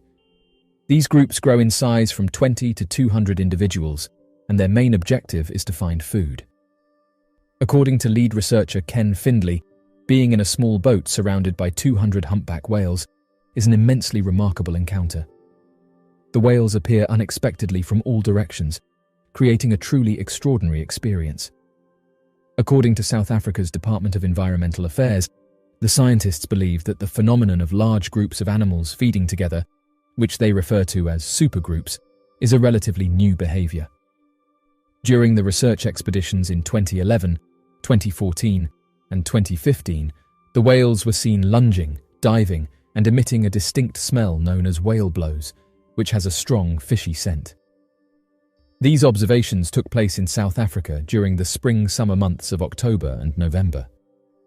Researchers noticed that the supergroups showed a certain level of flexibility, with whales occasionally joining and then departing from these groups. It was observed that certain whales would travel long distances in order to become part of these massive gatherings. Humpback whales are not typically recognized for their sociability. They are commonly observed in solitary or paired configurations, or in small clusters that do not maintain long-lasting associations. Researchers stated that the causes behind this new and unusual behavior pattern are still uncertain. However, it is possible that the phenomenon is linked to the growing population of humpback whales in the area or the abundance of their prey. However, scientists were unable to determine the specific prey that led to this large gathering. Findlay stated that while the occurrence itself is not mysterious, what remains enigmatic is the process and reasoning behind it. There is a need for further examination to unravel these inquiries. The speaker mentioned that he, along with his colleagues, intends to release a collection of articles discussing the occurrence. He further added that despite his extensive involvement in humpback research for over 3 decades, they have never encountered such a phenomenon previously. The observation of numerous supergroups holds a significant implication for the well-being and status of these magnificent creatures. According to Findlay, the results we obtained demonstrate the remarkable resilience of these animals in recovering from the significant impact of whaling in the previous century. In the southern hemisphere alone, more than 200,000 humpback whales were hunted during that time. Scientists have said that it's truly astonishing to witness the remarkable recovery of these populations after 30 to 40 years. This restoration inspires a sense of optimism and sheds light on the current condition of the ocean. The US Navy recently conducted a significant study revealing that it unintentionally caused the passing of at least 6 whales due to the use of sonar technology on its ships. The Navy, in collaboration with the US National Marine Fisheries Service, made this finding public towards the end of the previous month.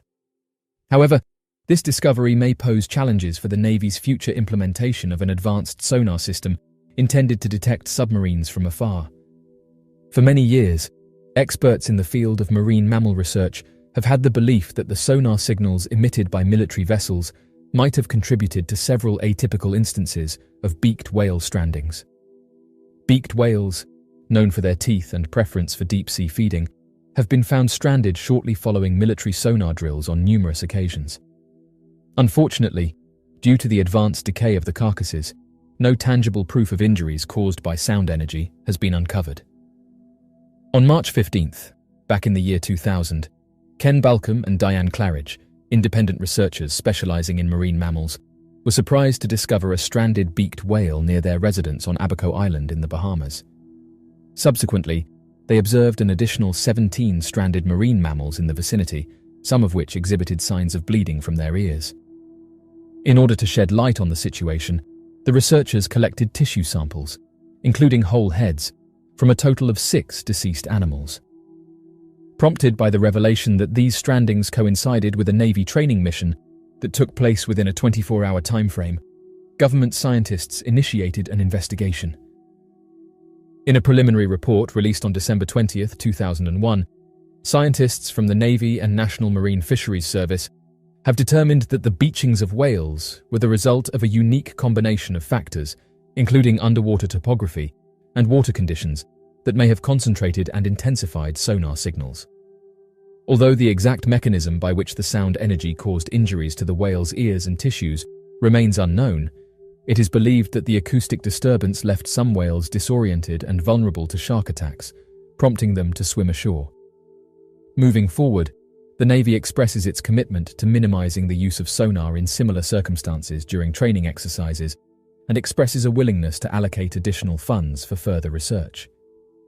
The findings of the study do not come as a surprise to Naomi Rose, a knowledgeable marine mammal specialist affiliated with the Humane Society of the United States in Gaithersburg, Maryland. According to her, the Navy had no way of avoiding taking responsibility. However, she believes that the report is skillfully crafted in a way that prevents it from providing ammunition to critics of the Navy's new sonar system, operating at a lower frequency, which they are planning to deploy. Whales, known for their magnificent size and intriguing vocalizations, hold a crucial position in the world's ecosystem. Acting as both consumers and nutrient providers, their extinction would trigger a cascade of consequences, affecting both the ecological balance and the human economy. Firstly, whales play a critical role in the marine food web. As predators, they keep populations of smaller fish and invertebrates in check. By feeding on krill, they prevent these tiny crustaceans from consuming all the phytoplankton, the base of the marine food chain. Should whales go extinct, the uncontrolled growth of krill could lead to a decrease in phytoplankton, potentially causing a ripple effect throughout the marine ecosystem. Whales also act as significant contributors to nutrient cycling. They consume nutrients in the ocean depths, and release them nearer to the surface in their fecal plumes, aiding the growth of phytoplankton. Phytoplankton not only serves as the primary food source for a multitude of marine species, but it also absorbs large amounts of carbon dioxide, playing a key role in mitigating climate change. With the extinction of whales, this natural mechanism would be disrupted, leading to a potential decrease in phytoplankton and an increase in atmospheric CO2 levels. Furthermore, whales contribute to marine productivity through their carcasses. When they die, their bodies sink to the ocean floor, providing an abundance of nutrients and thus creating complex ecosystems known as whale falls. These provide habitats and sustenance for a variety of species, some of which are uniquely adapted to this environment. The loss of these whale falls could mean the extinction of these species and a decrease in ocean biodiversity. In the vast expanse of the ocean, a hidden world lay beneath the depths, a realm largely unexplored and shrouded in mystery. It was here, in the remote waters of the Pacific, that a remarkable discovery was made, thanks to the keen eyes of a curious observer using Google Earth. An amateur explorer with an insatiable curiosity for the unknown found himself engrossed in the satellite imagery of Google Earth. He spent countless hours navigating the virtual globe, seeking hidden treasures and anomalies that would ignite his sense of wonder. As he pored over the imagery of the Pacific Ocean, his gaze fixated on a remote section, far from any human settlement. An enormous object caught his attention. He described it as a massive structure nestled on the ocean floor, its size and shape defying explanation. Intrigued, he couldn't shake the feeling that he had stumbled upon something truly significant. He decided to share it on social media so others could look at it. Driven by his curiosity, he wanted to know what this strange object was and how it was able to change direction on the ocean floor. According to him, the object that can be seen at the end of the trail looks to be in the shape of a pyramid. He said that the mysterious structure doesn't match anything else in the area and wanted to post it online so that others could put forward their own theories for what they thought it could be. The user who found it said that the possibilities seemed endless, suggesting that it could have been an ancient temple, an underwater city, or evidence of an advanced civilization predating recorded history. As of right now, he's said that it's important to note that pyramids have been uncovered all over the world and caused him to suggest that there could be pyramids submerged at the bottom of the ocean. The scale of discoveries made in recent years by scientists has completely transformed the way we view our oceans, so we should remain receptive to the potential of marine exploration. In the watery depths, entire civilizations have been lost over time, leaving behind awe-inspiring constructions on par with cutting-edge modern engineering. Denying the accomplishments of past generations is unfair, and until we have explored all the uncharted ocean territories, it is quite feasible that large structures could be lurking beneath the waves. As noted, it is intriguing to see what appears to be a large object at the end of what appears to be an artificial track. It is noteworthy that those who have viewed the images have observed that the areas surrounding the structure appear to be blurred, indicating that an organization may have intentionally done this to obscure details about it. It is widely known that certain organizations alter photographs prior to their public release. It has been acknowledged that specific regions on Google Earth have been obscured due to security concerns. Certain locations may not be visible to the public eye, as they are restricted areas that authorities have deemed off-limits. Consequently, these areas are obscured with intentional blurring or black boxes to prevent any further disclosure of details. This may refer to sites that are restricted from public access, such as government establishments. The query that arises is what the intention is behind obscuring something in the ocean, and why numerous uncanny objects feature blurred markings. As of right now, various theories have been put forward to explain what these objects are, including artificial structures, monuments that have been lost to the waves, and giant pyramids. There's countless interesting ocean discoveries that are being made each year, and one of these are underwater supervolcanoes.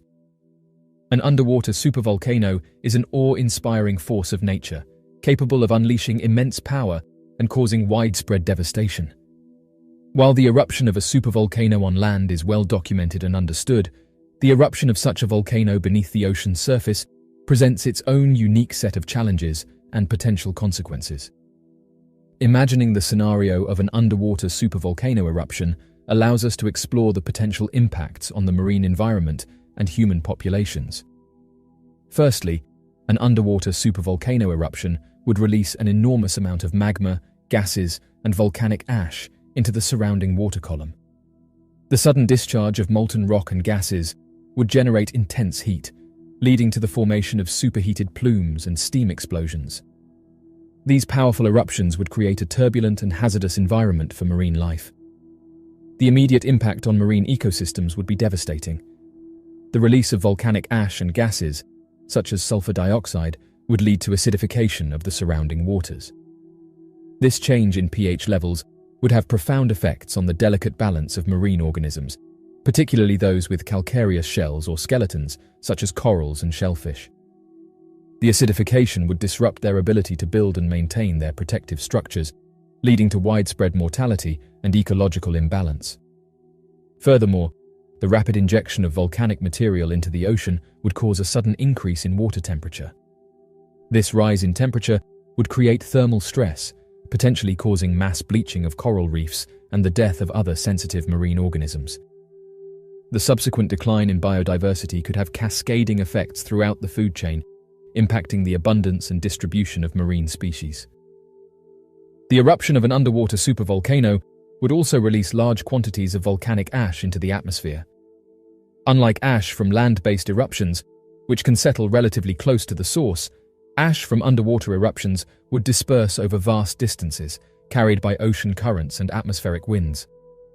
This ash can pose a significant threat to human health, as fine particulate matter can cause respiratory problems, visibility issues, and potential air traffic disruptions. In addition to the immediate effects on marine ecosystems and human health, an underwater supervolcano eruption would have broader environmental consequences. The release of gases, including sulfur dioxide, into the atmosphere would lead to the formation of aerosols and sulfuric acid clouds. These clouds would reflect sunlight back into space, resulting in a temporary cooling effect on the Earth's surface. This phenomenon, known as volcanic winter, can lead to a decrease in global temperatures and altered weather patterns. The long-term effects of an underwater supervolcano eruption on climate would depend on the scale and duration of the eruption.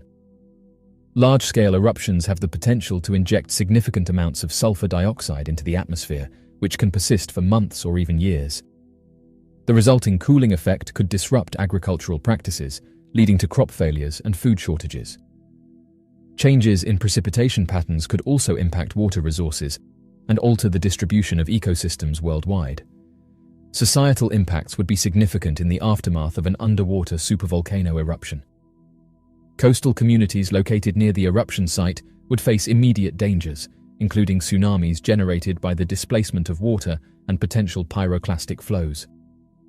The destruction of marine habitats and fisheries could have severe economic consequences for communities dependent on ocean resources. International cooperation and preparedness would be essential to mitigate the impacts of an underwater supervolcano eruption. Monitoring systems capable of detecting precursory signs of volcanic activity would be critical for issuing timely warnings and evacuating vulnerable populations. Collaborative efforts in disaster response, scientific research, and the development of resilient strategies would be crucial to address the complex challenges posed by such an event. The ocean, covering approximately 71% of the Earth's surface, is a vast and mysterious realm that holds countless wonders waiting to be discovered.